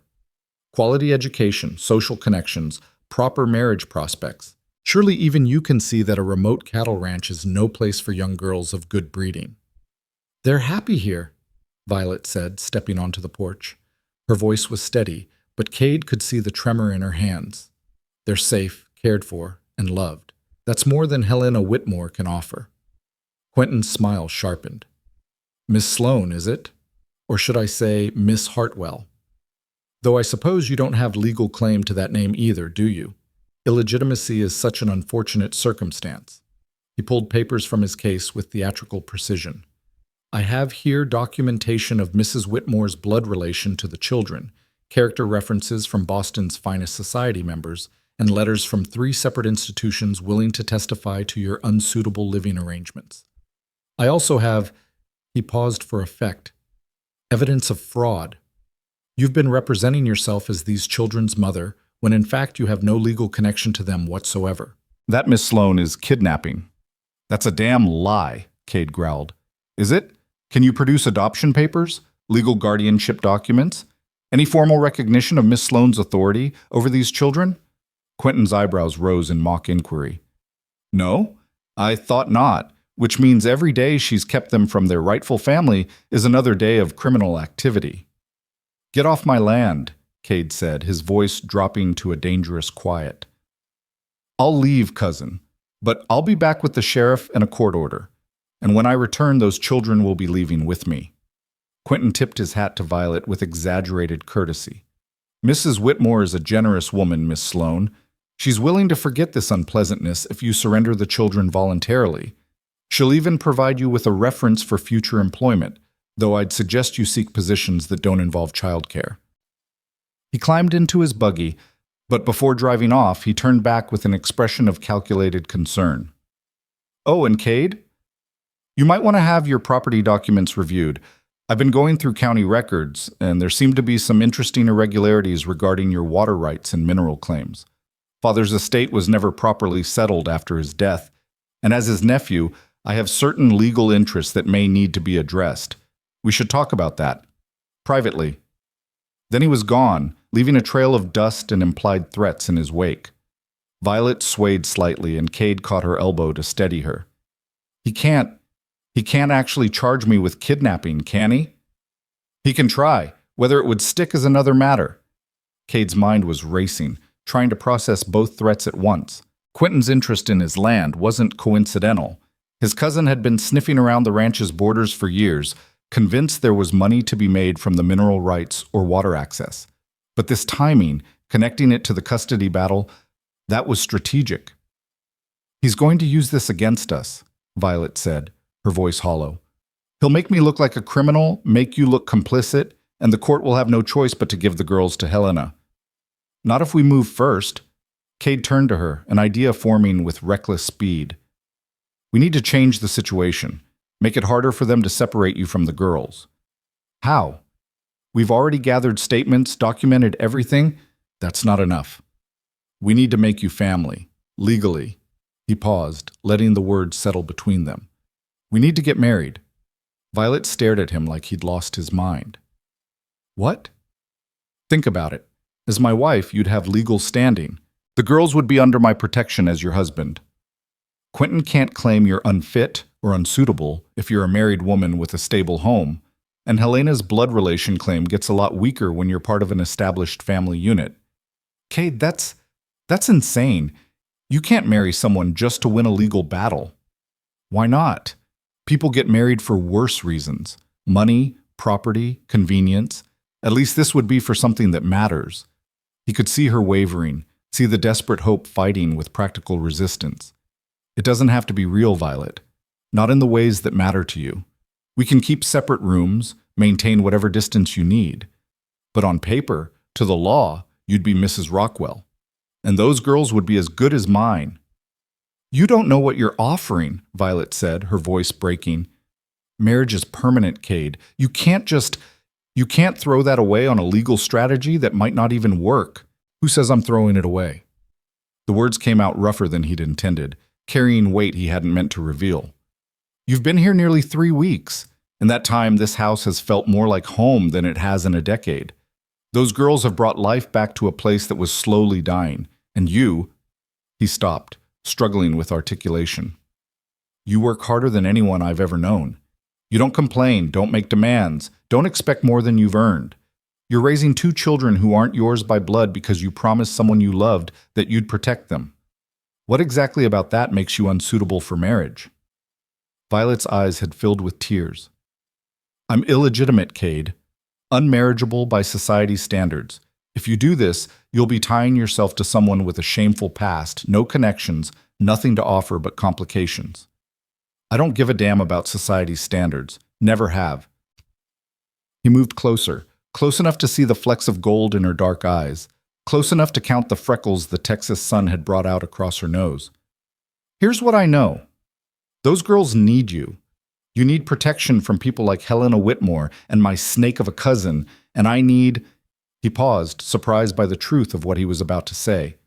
I need this house to keep breathing the way it has been. I need to know that when I come back from the far pastures, there'll be voices and laughter and someone who cares whether I made it home safe. That's not love, Violet whispered. That's just need. Maybe, but it's honest. And it's more than most people start with. He took her hand again, feeling the calluses that matched his own. I'm not offering you romance, Violet. I'm not going to pretend I'm some kind of hero riding in to save you. But I can offer you partnership, respect, protection, a legal standing that Helena Whitmore can't easily break, and a home for those girls that nobody can take away. From inside the house, Poppy's voice called out, Violet, is everything all right? Violet closed her eyes briefly, and when she opened them again, Cade saw the moment she made her decision, saw the desperate hope win out over practical resistance, saw the fighter in her rise up one more time. All right, she said quietly. If you're sure, if you really mean this, then yes, I'll marry you. The words should have felt momentous, earth-shattering. Instead, they settled over Cade with the simple rightness of a decision long overdue. We'll do it tomorrow. I'll ride to town first thing, get the license, find a judge willing to perform the ceremony. Can you be ready by afternoon? Violet laughed, a slightly hysterical sound. Ready? Cade, I own 2 dresses and a pair of boots. I'm about as ready as I'll ever be. That's all you need. He squeezed her hand once, then released it. Go tell the girls. They should hear it from you first. Violet nodded and turned toward the house, but at the door she paused. Cade, thank you for fighting for us. For this. I know it's just a strategy, but thank you. She disappeared inside before he could tell her that somewhere along the way it had stopped being just a strategy, that the thought of Helena Whitmore taking those girls, of Violet disappearing from his life as suddenly as she'd entered it, had become physically painful, that he'd realized, watching Quentin threaten everything he'd built, that his carefully constructed isolation had been nothing but slow starvation, and he was tired of being hungry. But those were thoughts for later. Right now, he had a wedding to arrange and a battle to prepare for, because he had no illusions about what was coming. Helena Whitmore wouldn't give up easily, and Quentin's threats about the ranch weren't empty posturing. His cousin had clearly been digging, looking for leverage, and the mention of property irregularities wasn't something Cade could ignore. He'd spent the years since the war building this ranch into something solid, something that couldn't be taken away by circumstances or cruel fate. Now he was going to have to defend it on two fronts: in court for Violet's right to the girls, and through legal channels for his own right to the land he'd bled for. The irony wasn't lost on him. He'd chosen isolation to avoid exactly this kind of complication. And now he was about to deliberately bind himself to the very thing he'd been running from: family, with all its messy entanglements and impossible demands. But as he stood on his porch watching the sun sink toward the horizon, Cade found he didn't regret it. Whatever was coming, whatever fight lay ahead, at least he wouldn't be facing it alone. And maybe, he thought, that was worth more than all the peace and quiet in the world. Inside, he could hear Violet's voice, low and serious, explaining to the girls what was going to happen. May's excited squeal carried through the open window, followed by Poppy's more measured response. Questions, probably, because Poppy always had questions. Then Violet's patient answers, steady and calm despite everything. Cade smiled slightly and headed toward the barn. The horses needed tending, the cattle needed checking, and tomorrow would come whether he was ready for it or not. Might as well make sure the ranch work was handled before his entire life changed. Again. Though this time he suspected the change might actually be for the better, even if it terrified him more than anything had in years. The wedding, if it could be called that, took place in Judge Harrison's chambers at precisely 2 o'clock the following afternoon. Violet wore her best dress, the gray wool she'd arrived in, cleaned and pressed until it looked almost respectable. May had woven wildflowers into her braid that morning, yellow and purple blooms that softened the severity of her appearance. Poppy stood beside her in somber silence, holding May's hand with white-knuckled intensity. Cade had worn his cleanest shirt and the jacket he kept for funerals and bank meetings, feeling stiff and ridiculous in clothes that didn't smell of horses and honest sweat. Sheriff Bridger stood as witness, along with Jed from the ranch, both men wearing expressions that suggested they understood exactly what this hasty marriage really was: a legal maneuver, a defensive strategy, a last desperate play before the enemy closed in. Judge Harrison was a practical man who'd seen enough frontier marriages to know that love was a luxury most couldn't afford. He kept the ceremony mercifully brief, his voice flat and official as he recited the words that would bind them. Do you, Cade Rockwell, take this woman? Do you, Violet Sloan, take this man? The promises made, to honor, to cherish, in sickness and health, felt both weightless and impossibly heavy. When the judge pronounced them married and suggested Cade might kiss his bride, there was a moment of awkward hesitation. Then Cade leaned forward and pressed a chaste kiss to Violet's forehead, brief and almost brotherly, before stepping back. Violet's eyes had closed at the contact, and when she opened them again, they were bright with unshed tears. Well then, Judge Harrison said, signing the certificate with a flourish. Mrs. Rockwell, you and your husband have my congratulations, and my prayers, considering the storm that's headed your way. So you've heard about Mrs. Whitmore's intentions? Cade asked. Hard not to.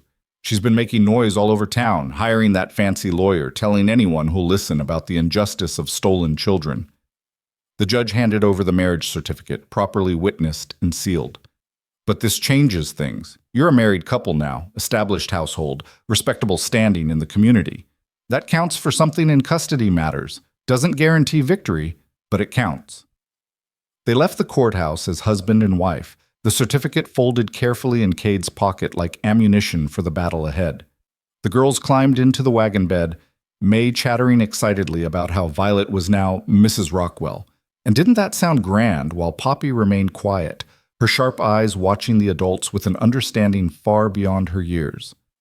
The ride back to the ranch was subdued. Spring sunshine painted the prairie in shades of gold and green, wildflowers nodding in the breeze, but the beauty felt disconnected from the tension coiled in Cade's chest.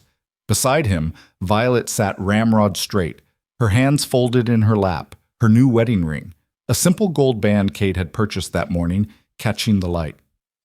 You didn't have to buy a ring, she said quietly, so the girls wouldn't hear. Yes, I did. People notice things like that. Helena's lawyers will be looking for any detail they can use to prove this marriage isn't legitimate. Is it? Violet turned to look at him, her expression unreadable. Legitimate, I mean. We stood before a judge and said words, but we both know why we did it. Does that count as real? Cade kept his eyes on the road, his hand steady on the reins. Real enough to hold up in court. That's all that matters right now. Right. Violet's voice had gone flat. That's all that matters.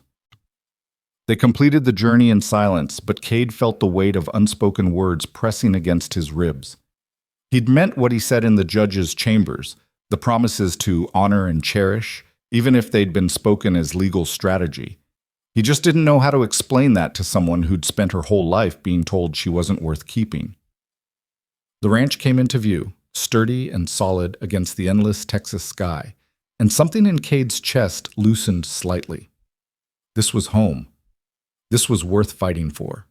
And now, legally and officially, Violet and the girls were part of it. They'd barely unhitched the wagon when riders appeared on the eastern road, 3 of them, moving fast. Cade recognized Quentin's buggy flanked by 2 hired men, rough-looking characters who were clearly there for intimidation rather than legal purposes. "Get the girls inside," Cade said quietly to Violet. "Stay there until I call for you." "Cade, inside. Now." Violet gathered the girls without argument, herding them toward the house.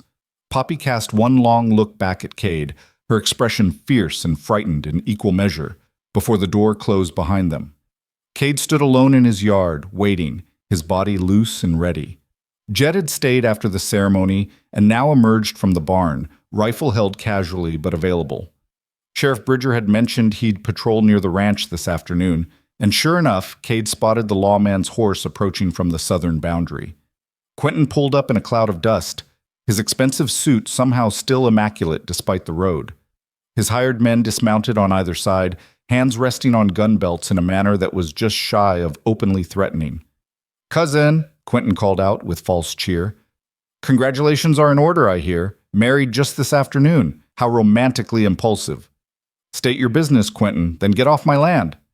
"My business is simple. I'm here on behalf of Mrs. Whitmore to collect her nieces. She has legal custody papers, properly filed and approved. The children are to come with me immediately." "Those children are under my protection now, as my wife's sisters, their family. You'll need more than papers to take them." Quentin's smile sharpened. "Ah, but that's where you're wrong. You see, I did some digging after our last conversation. Very enlightening, the county records. Did you know your father's estate was never properly probated? That his will, such as it was, contained certain ambiguities about property division? As his nephew and closest male relative after your brothers left the territory, I have a legitimate claim to portions of this ranch. Specifically," he pulled out yet another document, "the water rights associated with the Southern Creek and the mineral claims on the northern ridge." Cade's jaw clenched so hard he felt his teeth grind. "That's a lie. My father left this ranch to me, clear and legal." "Did he? Or did he leave it to his sons, plural, with the expectation you'd divide it fairly? Because your brothers never formally signed away their claims, Cade, which means, technically, you've been operating this ranch without clear title for years. I've already filed paperwork contesting your ownership of key portions. Unless—" Quentin's pause was theatrical. "Unless we can come to an arrangement." "What kind of arrangement?" Sheriff Bridger's voice cut through the tension. He'd ridden up quietly, positioning his horse between Quentin's men and Cade. "Because it sounds to me like you're attempting extortion, Mr. Rockwell. That's a serious crime." "Extortion? Sheriff, I'm simply trying to resolve a family dispute. My cousin is harboring children that don't belong to him, married a woman under questionable circumstances, and is holding property that may not be entirely his to hold. I'm offering a peaceful solution. He releases the children to their rightful guardian, and I withdraw my property claims. Everyone benefits." "Except the children," Sheriff Bridger said flatly. "And the woman who's been caring for them for months, and your cousin, who'd lose both his family and his land. Some peaceful solution." Quentin's expression hardened, the veneer of civility cracking. "This is a legal matter, Sheriff. Unless you have evidence of wrongdoing, I suggest you stay out of it. I have evidence of a properly executed marriage between 2 consenting adults, making Miss Sloan, Mrs. Rockwell, a legal resident of this ranch with full rights to her family. I also have testimony from multiple witnesses about your client Mrs. Whitmore's lack of previous interest in these children's welfare. and I'm developing a very strong suspicion that your property claims are convenient fabrications designed to pressure my friend into surrendering custody." The sheriff's hand rested on his gun belt, casual but clear. "Now you can leave peacefully and pursue your claims through proper legal channels, or I can arrest you for trespassing and threatening behavior. Your choice."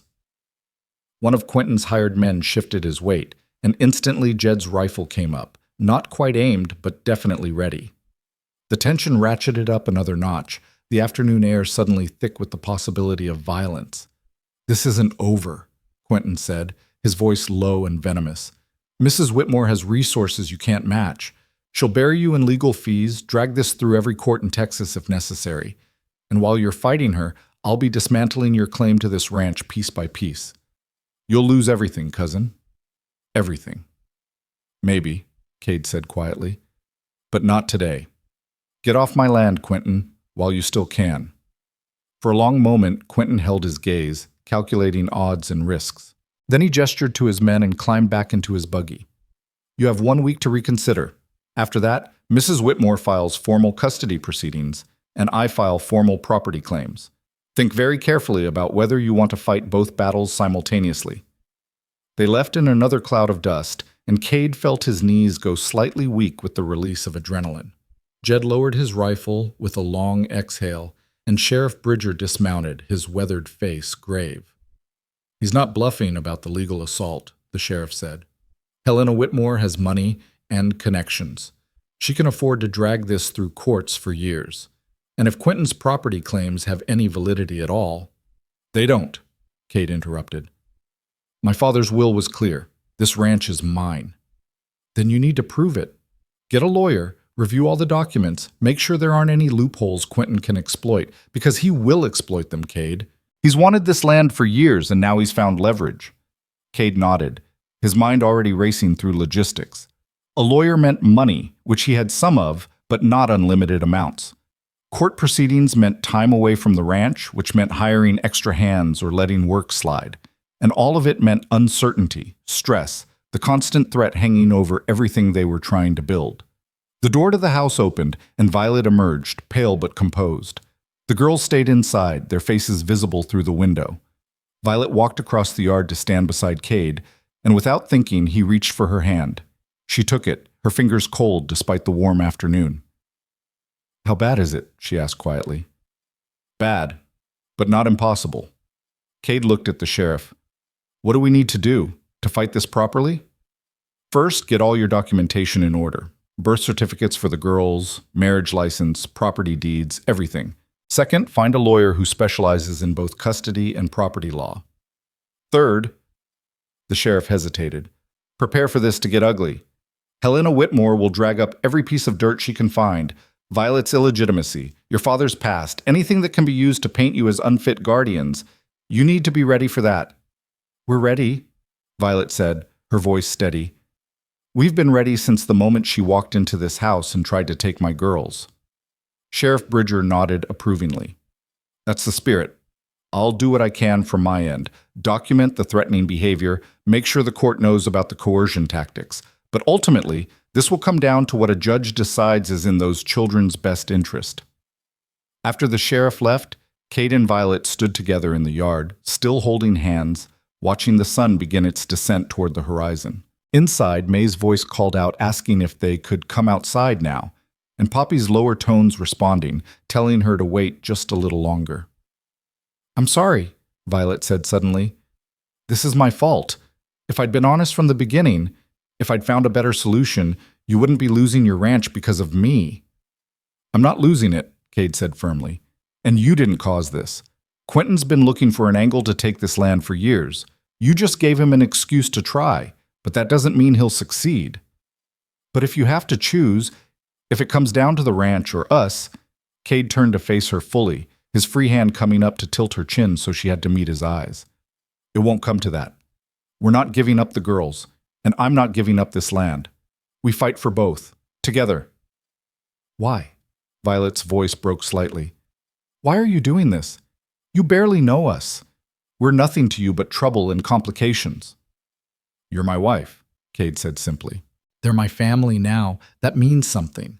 Maybe I don't know how to say it right. Maybe I'm no good at pretty words or grand gestures, but I know how to stand my ground. I know how to fight for what's mine. And whether you believe it or not, Violet, you're mine now. All three of you. So we're going to figure this out, and we're going to win, and then we're going to build something here that nobody can take away. A tear slid down Violet's cheek, catching the fading sunlight. I want to believe that. Then believe it. I haven't lied to you yet, have I? No, she admitted. You haven't. Then trust me now. He wiped the tear away with his thumb, the gesture surprisingly tender for a man with such rough hands. We've got a week before they file. That's enough time to get organized, to gather evidence, to prepare our defense. And we're not alone in this. Sheriff Bridger's on our side. The hands will testify to your character if needed. Half the town knows you've been caring for those girls like they were your own. Half the town also knows I'm illegitimate, that I have no legal claim to them, that this marriage happened awfully fast after Helena showed up. Half the town also knows that quick marriages are common on the frontier, that blood relation isn't the same as genuine care, and that Helena Whitmore showed up out of nowhere demanding children she'd ignored for years. Public opinion counts for something, Violet, especially in a small community like this.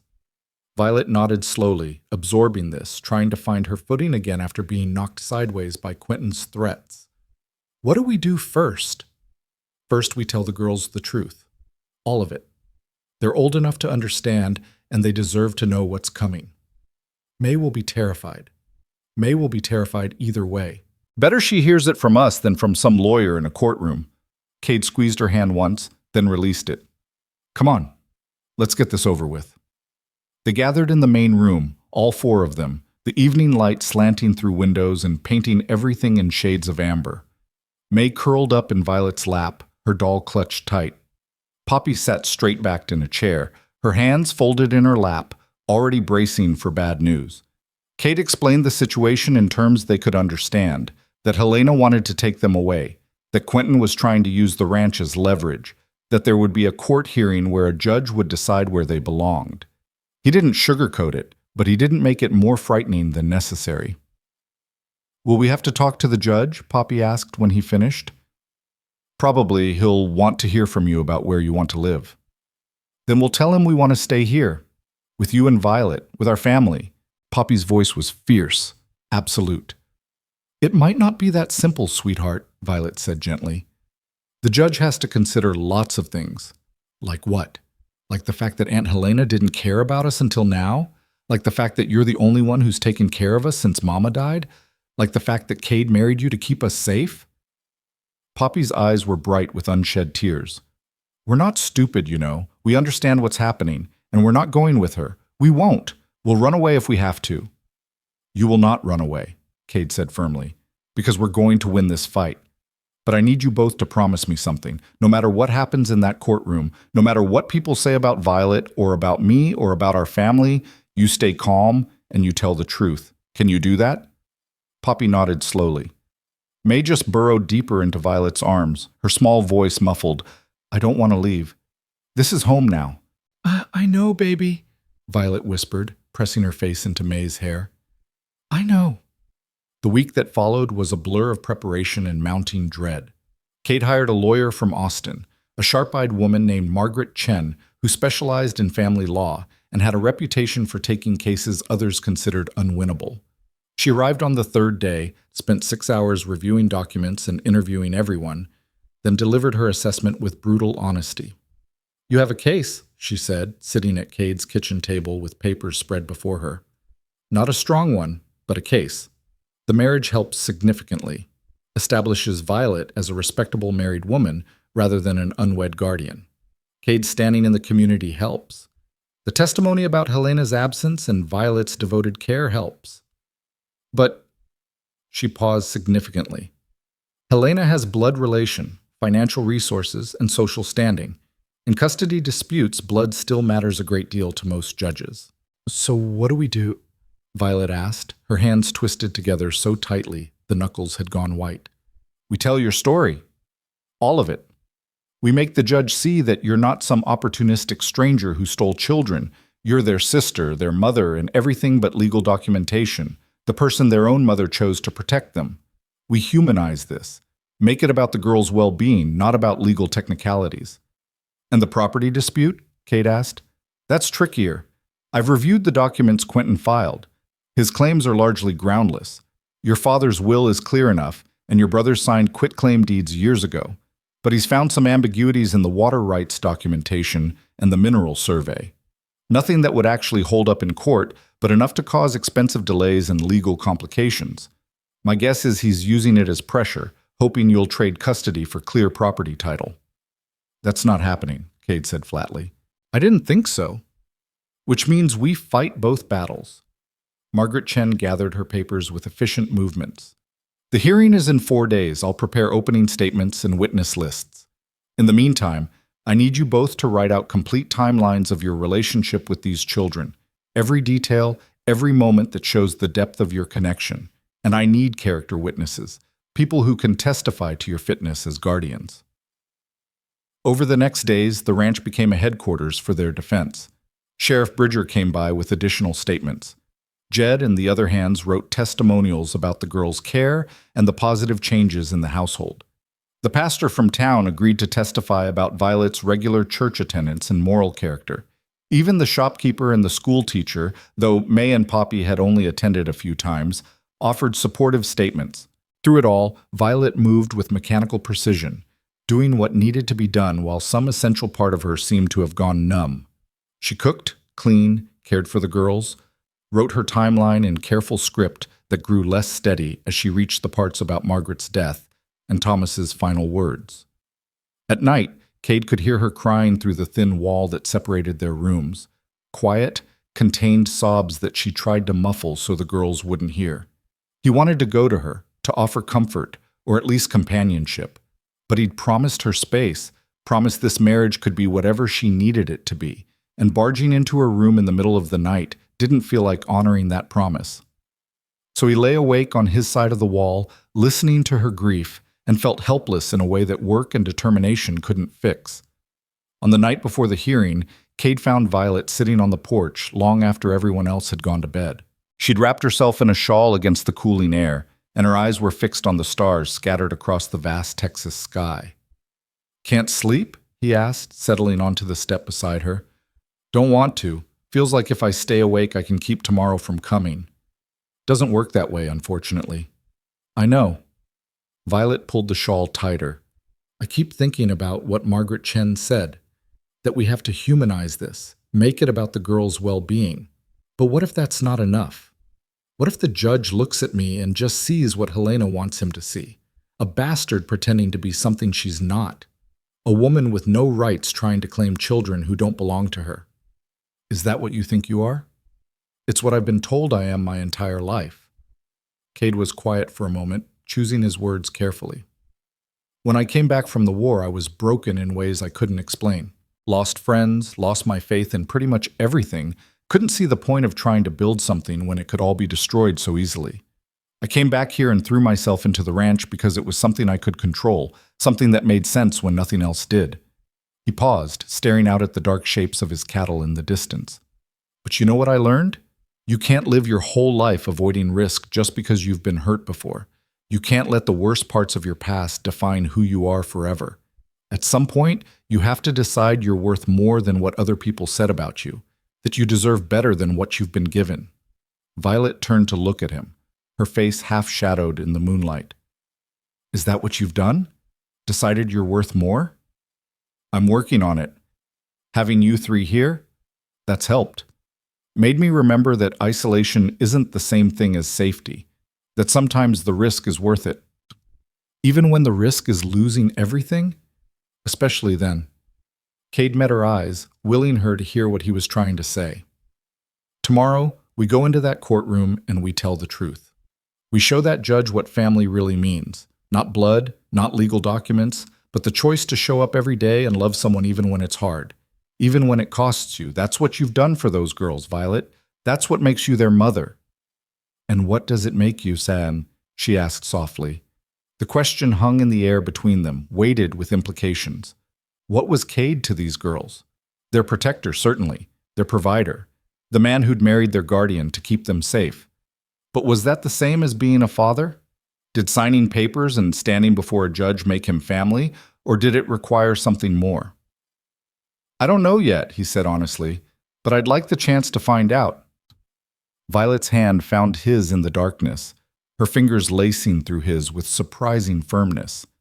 They sat like that for a long time, not speaking, just holding on while the night deepened around them and tomorrow loomed closer with every passing star. Inside, May cried out in her sleep, and they heard Poppy's voice, low and soothing, comforting her sister. The sound of it, of these children caring for each other, of the family they'd built from broken pieces, strengthened something in Cade's chest. Tomorrow they would fight. Tomorrow they would face judges and lawyers and people who wanted to tear this fragile thing apart. But tonight, they were together. Tonight, they were home. And that, Cade thought, was worth fighting for with everything he had, even if he couldn't quite bring himself to say it out loud yet. Dawn arrived too quickly, washing the Texas sky in shades of pale gold that felt inappropriate for the weight of the day ahead. Cade rose before the sun had fully cleared the horizon, his body moving through morning routines with mechanical precision while his mind churned through every possible outcome of the hearing. He found Violet already in the kitchen, her hair pinned back with unusual severity, wearing her best dress, the one she'd been married in, cleaned and pressed again until it looked almost formal. "Coffee's ready," she said without turning around. Her voice was steady, but Cade could see the tremor in her hands as she poured. "The girls?" "Still sleeping. I thought I'd let them rest as long as possible. Margaret said we need to be at the courthouse by 9. Cade accepted the coffee she handed him, noting the dark circles under her eyes that suggested she'd gotten even less sleep than he had. "We're going to get through this." "You keep saying that." "Because it's true." Violet set down her own cup with more force than necessary, the china rattling against the table. "You don't know that, Cade. You can't promise me that. What if the judge decides blood matters more than love? What if he looks at Helena's money and status and decides that's what's best for them? What if—" Her voice cracked, and she pressed her hands flat against the table, steadying herself. "What if I lose them? What if this is our last morning together?" Cade moved around the table and did something he'd been wanting to do for days. He pulled her into his arms, feeling her stiffen with surprise before gradually relaxing against his chest. She was smaller than she seemed when she was putting on that fierce, determined front, her head barely reaching his shoulder. He could feel her heart hammering against his ribs. "Then we'll appeal," he said quietly into her hair. "And if we lose the appeal, we'll find another way. But I'm not giving up, Violet. Not on those girls, and not on you. So you don't get to give up either." She was crying now, silent tears dampening his shirt, her shoulders shaking with the force of emotion she'd been holding back for days.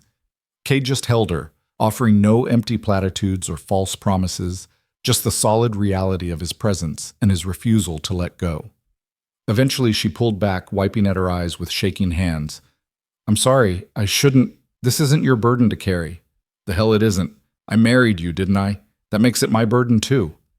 He caught her hand, the one wearing his ring, and held it between both of his. "We're in this together, Violet. For better or worse, remember? And this," he gestured at the weight pressing down on both of them, "this is definitely the worse part. But we're still standing, still fighting." A small, watery smile crossed her face. "When did you become so good with words?" "I'm not. I'm just saying what's true." He released her hand reluctantly. "Go wake the girls. Get them ready. I'll hitch the wagon." The courthouse sat in the center of town, an imposing brick structure that looked far too official for the rough frontier community it served. By the time they arrived, a small crowd had already gathered, curious townspeople drawn by gossip, supporters who'd come to testify, and Helena Whitmore herself, resplendent in black silk that must have cost more than most families earned in a year. She stood on the courthouse steps flanked by Quentin and 2 other men in expensive suits, her lawyers, presumably, imported from Austin or Houston to overwhelm the local proceedings with big city sophistication. Her eyes found Violet as the wagon pulled up, and her expression shifted into something that might have been triumph if it hadn't been so cold. "Mrs. Rockwell," Helena called out, the title dripping with sarcasm. "How lovely that you could make it to your own hearing. And you've brought the children, I see." "How convenient," They can leave with me directly once the judge makes the sensible decision. Poppy's hand tightened on Violet so hard it must have hurt. May pressed her face into Cade's side, her small body trembling. Cade felt something fierce and protective surge through him, the same instinct that had kept him alive through the war, the same drive that had built this ranch from nothing. "They're not going anywhere with you," he said quietly, but his voice carried across the courthouse steps. "Not now, not ever." "We'll see what Judge Morrison has to say about that," Quentin interjected smoothly. "He's quite familiar with property law and family obligations. I'm confident he'll make the appropriate ruling on both matters." Margaret Chen appeared at that moment, her arms full of documents, her expression focused and determined. "Mr. and Mrs. Rockwell, girls, let's get inside. We have a lot to cover before the hearing begins." The courtroom was smaller than Cade had expected, with wooden benches worn smooth by years of use and windows that let in harsh morning light. Judge Morrison was already seated at the bench, a man in his 60s with iron-gray hair and sharp eyes that missed nothing. He watched them file in with an expression of carefully maintained neutrality. The next hour passed in a blur of legal procedure. Helena's lawyers presented their case first, painting Violet as an opportunistic imposter who'd stolen children that didn't belong to her, hidden them away in a remote ranch, and manufactured a hasty marriage to avoid legal consequences. They produced birth certificates proving Helena's blood relation, letters from Boston Society members testifying to her impeccable character, and financial statements showing she could provide the girls with advantages far beyond what a frontier rancher and his questionable wife could offer. Through it all, Violet sat rigid beside Cade, her face pale but composed. Only the death grip she maintained on his hand revealed the terror beneath her calm exterior. Then it was Margaret Chen's turn. She stood and addressed the court with the confidence of someone who'd fought these battles before and won more often than she'd lost. "Your Honor, this case isn't about blood relation or financial resources. It's about what's best for two little girls who've already lost more than children should have to lose. Their parents died within days of each other, leaving them with nothing. No money, no home, no future. Mrs. Whitmore claims to be concerned about their welfare now, but where was she when they were grieving? Where was she when they had nowhere to sleep? Where was she during the 6 months Miss Sloane, now Mrs. Rockwell, sacrificed everything to keep them fed, clothed, and together?" Margaret moved to stand beside Violet, placing a supportive hand on her shoulder. "The answer is simple. She wasn't there. She didn't care until it became convenient, until she could use these children as weapons in a larger scheme to pressure Mr. Rockwell into surrendering valuable property. This isn't about family, Your Honor. It's about control and manipulation." Helena's lead lawyer shot to his feet. "Objection! Mrs. Whitmore's motives are not—" "Overruled," Judge Morrison said mildly. "I'll hear the full argument, Counselor. Continue, Ms. Chen." Margaret nodded and turned back to the judge. "Mrs. Rockwell has cared for these children with devotion that goes beyond duty. She's their sister by blood, their father's daughter from a previous relationship, which Mrs. Whitmore conveniently fails to mention. She's the person their mother chose as guardian on her deathbed. And she's the only mother these girls have known for the past 6 months. To tear them away now, to send them to a stranger in a strange city, would be cruel and traumatic. This court exists to protect children, not to serve the vindictive purposes of relatives who couldn't be bothered to care until it became legally advantageous." She returned to the table and pulled out a stack of documents. "I have testimony from Sheriff Bridger about Mrs. Whitmore's threatening behavior. Statements from Mr. Rockwell's ranch hands about the excellent care these children receive, letters from community members attesting to Mrs. Rockwell's character, and most importantly," Margaret looked directly at the judge, "I have the children themselves, who can tell you exactly where they want to be." Judge Morrison leaned back in his chair, his expression thoughtful. "I'd like to hear from the children, but separately, without either party present. Bailiff, please prepare my chambers." Cade felt Violet tense beside him. This was it, the moment that would determine everything. If Poppy and May couldn't articulate their wishes clearly, if they broke down under questioning, if the judge decided they were too young to have meaningful input, "It'll be all right," he whispered to Violet. "They're strong. They know what to say." But watching Poppy and May disappear into the judge's chambers, their small hands clasped together, Cade felt his certainty waver. They were just children. How much weight could their testimony really carry against blood relations and legal precedent? The wait was excruciating. 20 minutes stretched into 30, then 45. Helena looked increasingly confident, whispering with her lawyers. Quentin kept glancing at Cade with barely concealed satisfaction, clearly anticipating victory on both fronts. Finally, the door opened. Judge Morrison emerged alone, his expression unreadable. He took a seat at the bench and surveyed the courtroom with measured deliberation. "I've spoken with both children at length," he said, his voice carrying the weight of judicial authority. "They are articulate, intelligent, and remarkably clear about their feelings. Before I render my decision on the custody matter, however, I'd like to address the property dispute that seems to be entangled with this case." He turned his attention to Quentin. "Mr. Rockwell, the younger Mr. Rockwell, you've filed claims suggesting irregularities in your cousin's title to certain water rights and mineral claims. I've reviewed the documentation you submitted. I've also reviewed the original land grants, your uncle's will, and the quitclaim deed signed by Cade Rockwell's brothers. Your claims are without merit. The water rights are clearly assigned to the main ranch property, which your uncle left to his son Cade. The mineral survey you cite as ambiguous is no such thing. It clearly delineates the northern ridge as part of the primary parcel. Your attempt to contest these established property rights appears to be nothing more than harassment designed to create leverage in an unrelated custody dispute." Quentin's face had gone red. "Your Honor, if you'd allow me to—" "I've heard enough, Counselor. Your property claims are dismissed.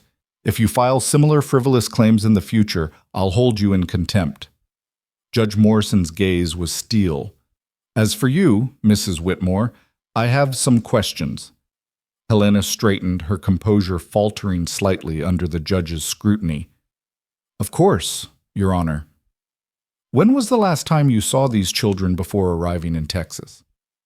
"I visited once, approximately 5 years ago." "And you maintained regular correspondence with their mother afterward? Inquired about their well-being? Sent gifts or financial support?" Helena's jaw tightened. "My sister and I were not close. Our lives had diverged." "So the answer is no. You had no contact with these children or their parents for 5 years. Yet when they became orphans, suddenly you developed a deep concern for their welfare. Why is that, Mrs. Whitmore?" "They are my blood, Your Honor. Family obligation." "Family obligation is a curious thing," Judge Morrison interrupted. "It seems to activate very selectively for some people. Tell me, if I were to grant you custody, what are your plans for these girls?" "I would take them to Boston, enroll them in proper schools, introduce them to appropriate society. Together?" Helena hesitated just for a moment, but it was enough. "Well, their ages and temperaments differ significantly. It might be more suitable to place them in separate educational environments. So you'd separate them." The judge's voice had gone flat. "These two little girls who've already lost their parents, who've been through upheaval and uncertainty, who clearly depend on each other, you'd tear them apart for the sake of suitable education? It would be in their best interests long term. Would it? Or would it simply be more convenient for you?" Judge Morrison leaned forward, his expression severe. "Mrs. Whitmore, I've been a judge for 23 years. I've seen a lot of custody disputes, heard a lot of arguments about what's best for children. And I've learned that blood relation doesn't automatically confer wisdom or love. Sometimes the people who fight hardest for custody are the ones who should never have it." He paused, letting his words settle over the courtroom. "I spoke with Poppy and May Hartwell this morning. Poppy is 7 years old, but she has the gravity of someone much older, someone who's had to grow up too fast because life gave her no choice. May is 5, still young enough to believe in safety and belonging, but old enough to know when those things are threatened. And you know what they told me?" The courtroom had gone absolutely silent. Violet's hand in Cade's was trembling so hard he thought she might shatter. "They told me that Violet is their mother, not the woman who gave birth to them. They remember her fondly, speak of her with love. But the person who mothers them now, who sits up with them through nightmares, who teaches them their letters, who makes sure they feel wanted and safe. They told me that Cade is teaching them about horses and ranching and how to be strong when things are hard. They told me that their house has a garden with vegetables they helped plant and chickens they helped feed, and a porch where they sit together in the evenings and watch the stars. Judge Morrison's voice had softened slightly, but lost none of its authority. They also told me that they don't know you, Mrs. Whitmore, that the one time you visited, you said Poppy was too headstrong and May was too delicate, that you made their mother cry, and that they're terrified you'll separate them and send them away from the only home they have left. Helena had gone pale, her lawyer whispering urgently in her ear, but Judge Morrison wasn't finished. The law gives weight to blood relation in custody matters, but it also, and more importantly, gives weight to the best interests of the child. And in this case, those interests are clear. These girls are thriving under Mrs. Rockwell's care.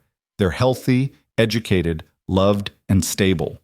They have a community that supports them, a home that welcomes them, and guardians who married specifically to protect them from being torn apart by relatives who couldn't be bothered to care when it actually mattered. He picked up his gavel, and Cade felt Violet stop breathing beside him. Therefore, I hereby deny Mrs. Whitmore's petition for custody. Legal guardianship of Poppy and May Hartwell is granted to Violet Rockwell, with full parental rights and responsibilities. Mrs. Whitmore, you are welcome to apply for visitation rights through proper channels, but I warn you, if you attempt to harass this family further or interfere with these children's stability, I will hold you in contempt and issue a restraining order. Am I clear? Helena's composure shattered completely. This is outrageous. Those children are my blood. Those children are safe, loved, and exactly where they belong, Judge Morrison said firmly. This hearing is concluded. The gavel fell, and the sound of it echoed through the courtroom like thunder. For a moment, nobody moved. Then Violet made a sound, half sob, half laugh, and turned to bury her face against Cade's shoulder. His arms came around her automatically, holding her while she shook with the force of relief and joy and residual terror all crashing together at once. "We won," she whispered against his shirt. "Oh God, Cade, we won." "I told you we would," he murmured back, though his own voice was rough with emotion he hadn't expected to feel.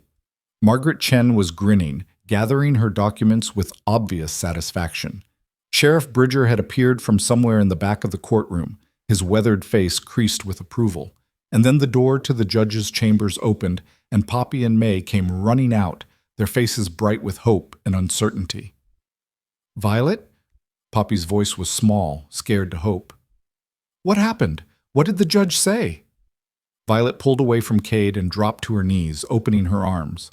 Both girls crashed into her, and she held them tight, tears streaming down her face. "We're staying together, all of us. You're mine, and nobody can take you away. Nobody." May started crying in earnest, happy tears that soaked into Violet's shoulder. Poppy held on with fierce intensity, her young face buried against Violet's neck. And Cade stood watching them, this fragile family he'd somehow become part of, and felt something fundamental shift in his chest. This was what home felt like. Not the land or the house or the cattle, but this. These three people who'd stormed into his isolated life and refused to let him hide anymore. Helena swept past them toward the exit, her lawyers trailing behind, her face twisted with fury and humiliation. Quentin followed, pausing just long enough to shoot Cade a look of pure venom. "This isn't over," he hissed. "You may have won today, but it's over," Sheriff Bridger said pleasantly, materializing at Quentin's elbow. "And I'd suggest you leave town before I remember all the other charges I could file against you. Extortion, harassment, filing false legal claims. I'm sure I could come up with a few more if I put my mind to it." Quentin left without another word, and Cade felt the last thread of tension in his shoulders finally release. It was over. Really, truly over. Judge Morrison approached them as they prepared to leave. His stern judicial demeanor softened slightly. "Mrs. Rockwell," he said to Violet, who was still holding the girls, "those are exceptional children you have. Don't ever let anyone make you doubt your right to them." "I won't, Your Honor. Thank you. Thank you so much." "Don't thank me. Thank yourself for fighting when most people would have given up." He turned to Cade, extending his hand. "And you, Mr. Rockwell. You've taken on quite a responsibility." "Best decision I ever made," Cade said, shaking the judge's hand firmly. And as he said it, he realized it was true. Every complication, every threat, every moment of uncertainty, it had all been worth it to arrive at this moment. The ride back to the ranch was jubilant despite everyone's exhaustion. May chattered nonstop about how the judge had asked her about her doll and whether she liked feeding chickens. and how she'd told him that Cade was teaching them to be brave. Poppy was quieter but kept stealing glances at Cade and Violet with something that looked like cautious wonder, as if she was still afraid to fully believe this was real. By the time they pulled into the ranch yard, the sun was beginning its descent toward the horizon, painting everything in shades of amber and rose. The hands emerged from the bunkhouse, and Jed took one look at their faces before letting out a whoop that startled the horses. "We won?" he called out. "We won!" May shouted back, her voice high and clear with joy. The celebration that followed was spontaneous and heartfelt. Someone produced a bottle of whiskey that had been saved for special occasions. The hands took turns congratulating Violet and shaking Cade's hand with grins that suggested they'd been rooting for this outcome all along. Even gruff Sam admitted that the ranch felt better with children around, though he'd deny it if anyone repeated that sentiment. As evening settled over the land, Cade found himself on the porch again, watching the prairie fade into twilight. Violet joined him after getting the girls settled for bed, moving to stand beside him at the railing. They were silent for a long moment, just existing together in the quiet aftermath of the storm they'd weathered. "I keep expecting to wake up," Violet said finally. "Keep expecting this to be a dream, or for someone to come take it all away. It's real. You're allowed to believe that now." "I don't know if I know how. I've spent so long waiting for the next disaster, the next loss." She turned to look at him, her eyes reflecting the last of the sunset. "You saved us, Cade. You know that, right? We would have lost without you. You would have found another way. You're too stubborn to give up. Maybe, but I wouldn't have had this." She gestured at the ranch, the house, the land stretching endlessly in every direction. "I wouldn't have had a real home to fight for, and I wouldn't have had—" She stopped, struggling with words. "Wouldn't have had what?" Cade prompted gently. "A partner. Someone who stood beside me instead of just feeling sorry for me or trying to fix me." Violet's voice had gone soft, vulnerable in a way he'd rarely heard. "You could have just offered us shelter, Cade. You could have let us stay as employees, kept your distance, avoided all this complication. But instead, you married me. You put everything on the line, your land, your reputation, your carefully built life, for 3 strangers who had no claim on you whatsoever. You're not strangers anymore." "No, we're not." She moved closer, and Cade felt his breath catch as she placed her hand over his heart, feeling it beat beneath her palm. "We're family. Really, truly family. And I know we got married for legal reasons. I know you said it didn't have to be real in the ways that matter. But Cade—" She looked up at him, and her eyes were bright with unshed tears and something else. Something that made his chest tighten with hope he'd been afraid to acknowledge. "It feels real to me. Has for a while now. And if you don't feel the same way, that's fine. I can keep it to myself. We can just continue as we have been." Cade cut off her rambling by doing what he'd wanted to do since the moment she'd stood in his kitchen with defiant tears on her face, defending those girls with every ounce of strength she possessed. He cupped her face in his rough, scarred hands and kissed her. It wasn't the chaste, brotherly kiss from their wedding ceremony. It was real and deep, and full of all the things he'd been too scared or too stubborn to put into words. When he finally pulled back, Violet was staring at him with wide eyes and parted lips. "It's real to me too," he said quietly. "Has been since somewhere around the 2nd week, maybe earlier. I kept telling myself it was just strategy, just protection, just doing the right thing. But the truth is, Violet, I haven't felt this alive in years. Haven't wanted to come home to anyone the way I want to come home to you. You and those girls, you've made this house breathe again. Made me remember why I built this place to begin with." "Why did you build it?" Violet whispered. "For family. My parents raised 4 kids here, filled these rooms with noise and laughter and all the messy chaos of people who love each other. After the war, after I came back broken and angry, I thought I wanted silence and isolation. But what I really wanted was for it to feel like home again. I just didn't know how to make that happen alone." Violet's tears spilled over, tracking down her cheeks, but she was smiling. "So what do we do now? Now that the fighting's over and we won?" Cade thought about it, about the work that would need doing tomorrow and every day after. Fences to mend, cattle to tend, a garden that needed weeding, children who needed raising. He thought about the reality of marriage not as a legal strategy, but as a daily choice, a constant negotiation, a partnership built on more than just necessity. Now we live, he said simply.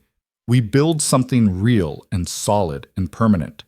We raise those girls together. We figure out what this marriage is supposed to look like when we're not in crisis mode. We make mistakes and fix them and keep going anyway.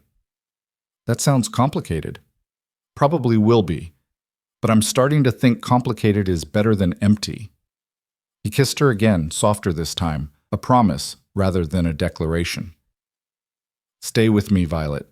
Not because you have to, not because it's legally convenient, but because you want to. Build this life with me, for real. Yes, she breathed against his lips. Yes, I want that. I want all of it.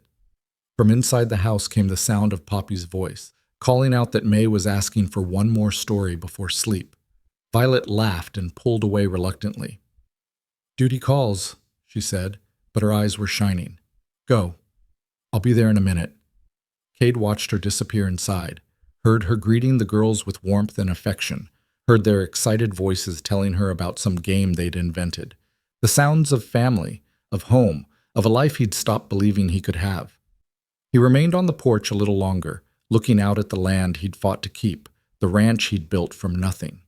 It looked different now somehow, not just property to be defended, but a foundation for something larger than himself. A place where broken things could be mended, where lost people could find belonging, where love could grow in the spaces between hard work and honest struggle. The stars were beginning to emerge, scattered across the darkening sky like promises. Tomorrow would bring new challenges. There was always more work to be done on a ranch, always something needing attention. But tonight, everything was exactly as it should be. Cade headed inside to find Violet sitting on May's bed, book open in her lap, both girls curled up beside her listening with rapt attention. Poppy looked up as he entered and silently shifted over, making room. He settled onto the bed's edge, and without missing a beat in her reading, Violet reached out and took his hand. May's eyes were already drooping. Poppy fought sleep with characteristic determination, but was losing the battle. Violet's voice was soft and steady, weaving the story around them like a blanket. This was it, Cade realized.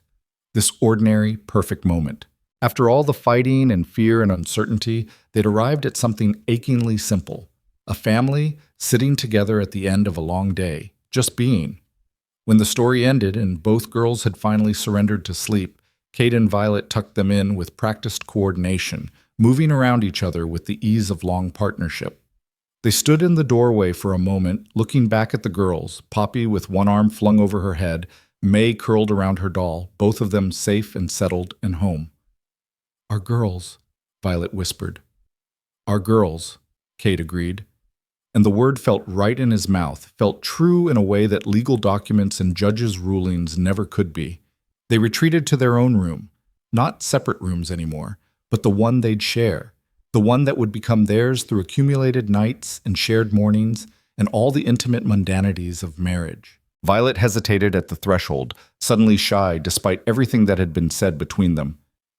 Are you sure, she asked quietly, about all of this? About us? Cade pulled her close, resting his forehead against hers. I've never been more sure of anything. You're mine, Violet Rockwell, and I'm yours. For real this time. No more pretending it's just strategy or convenience. No more pretending, she agreed, and kissed him again, sealing the promise. Outside, the Texas night stretched endlessly in all directions, full of possibility and promise.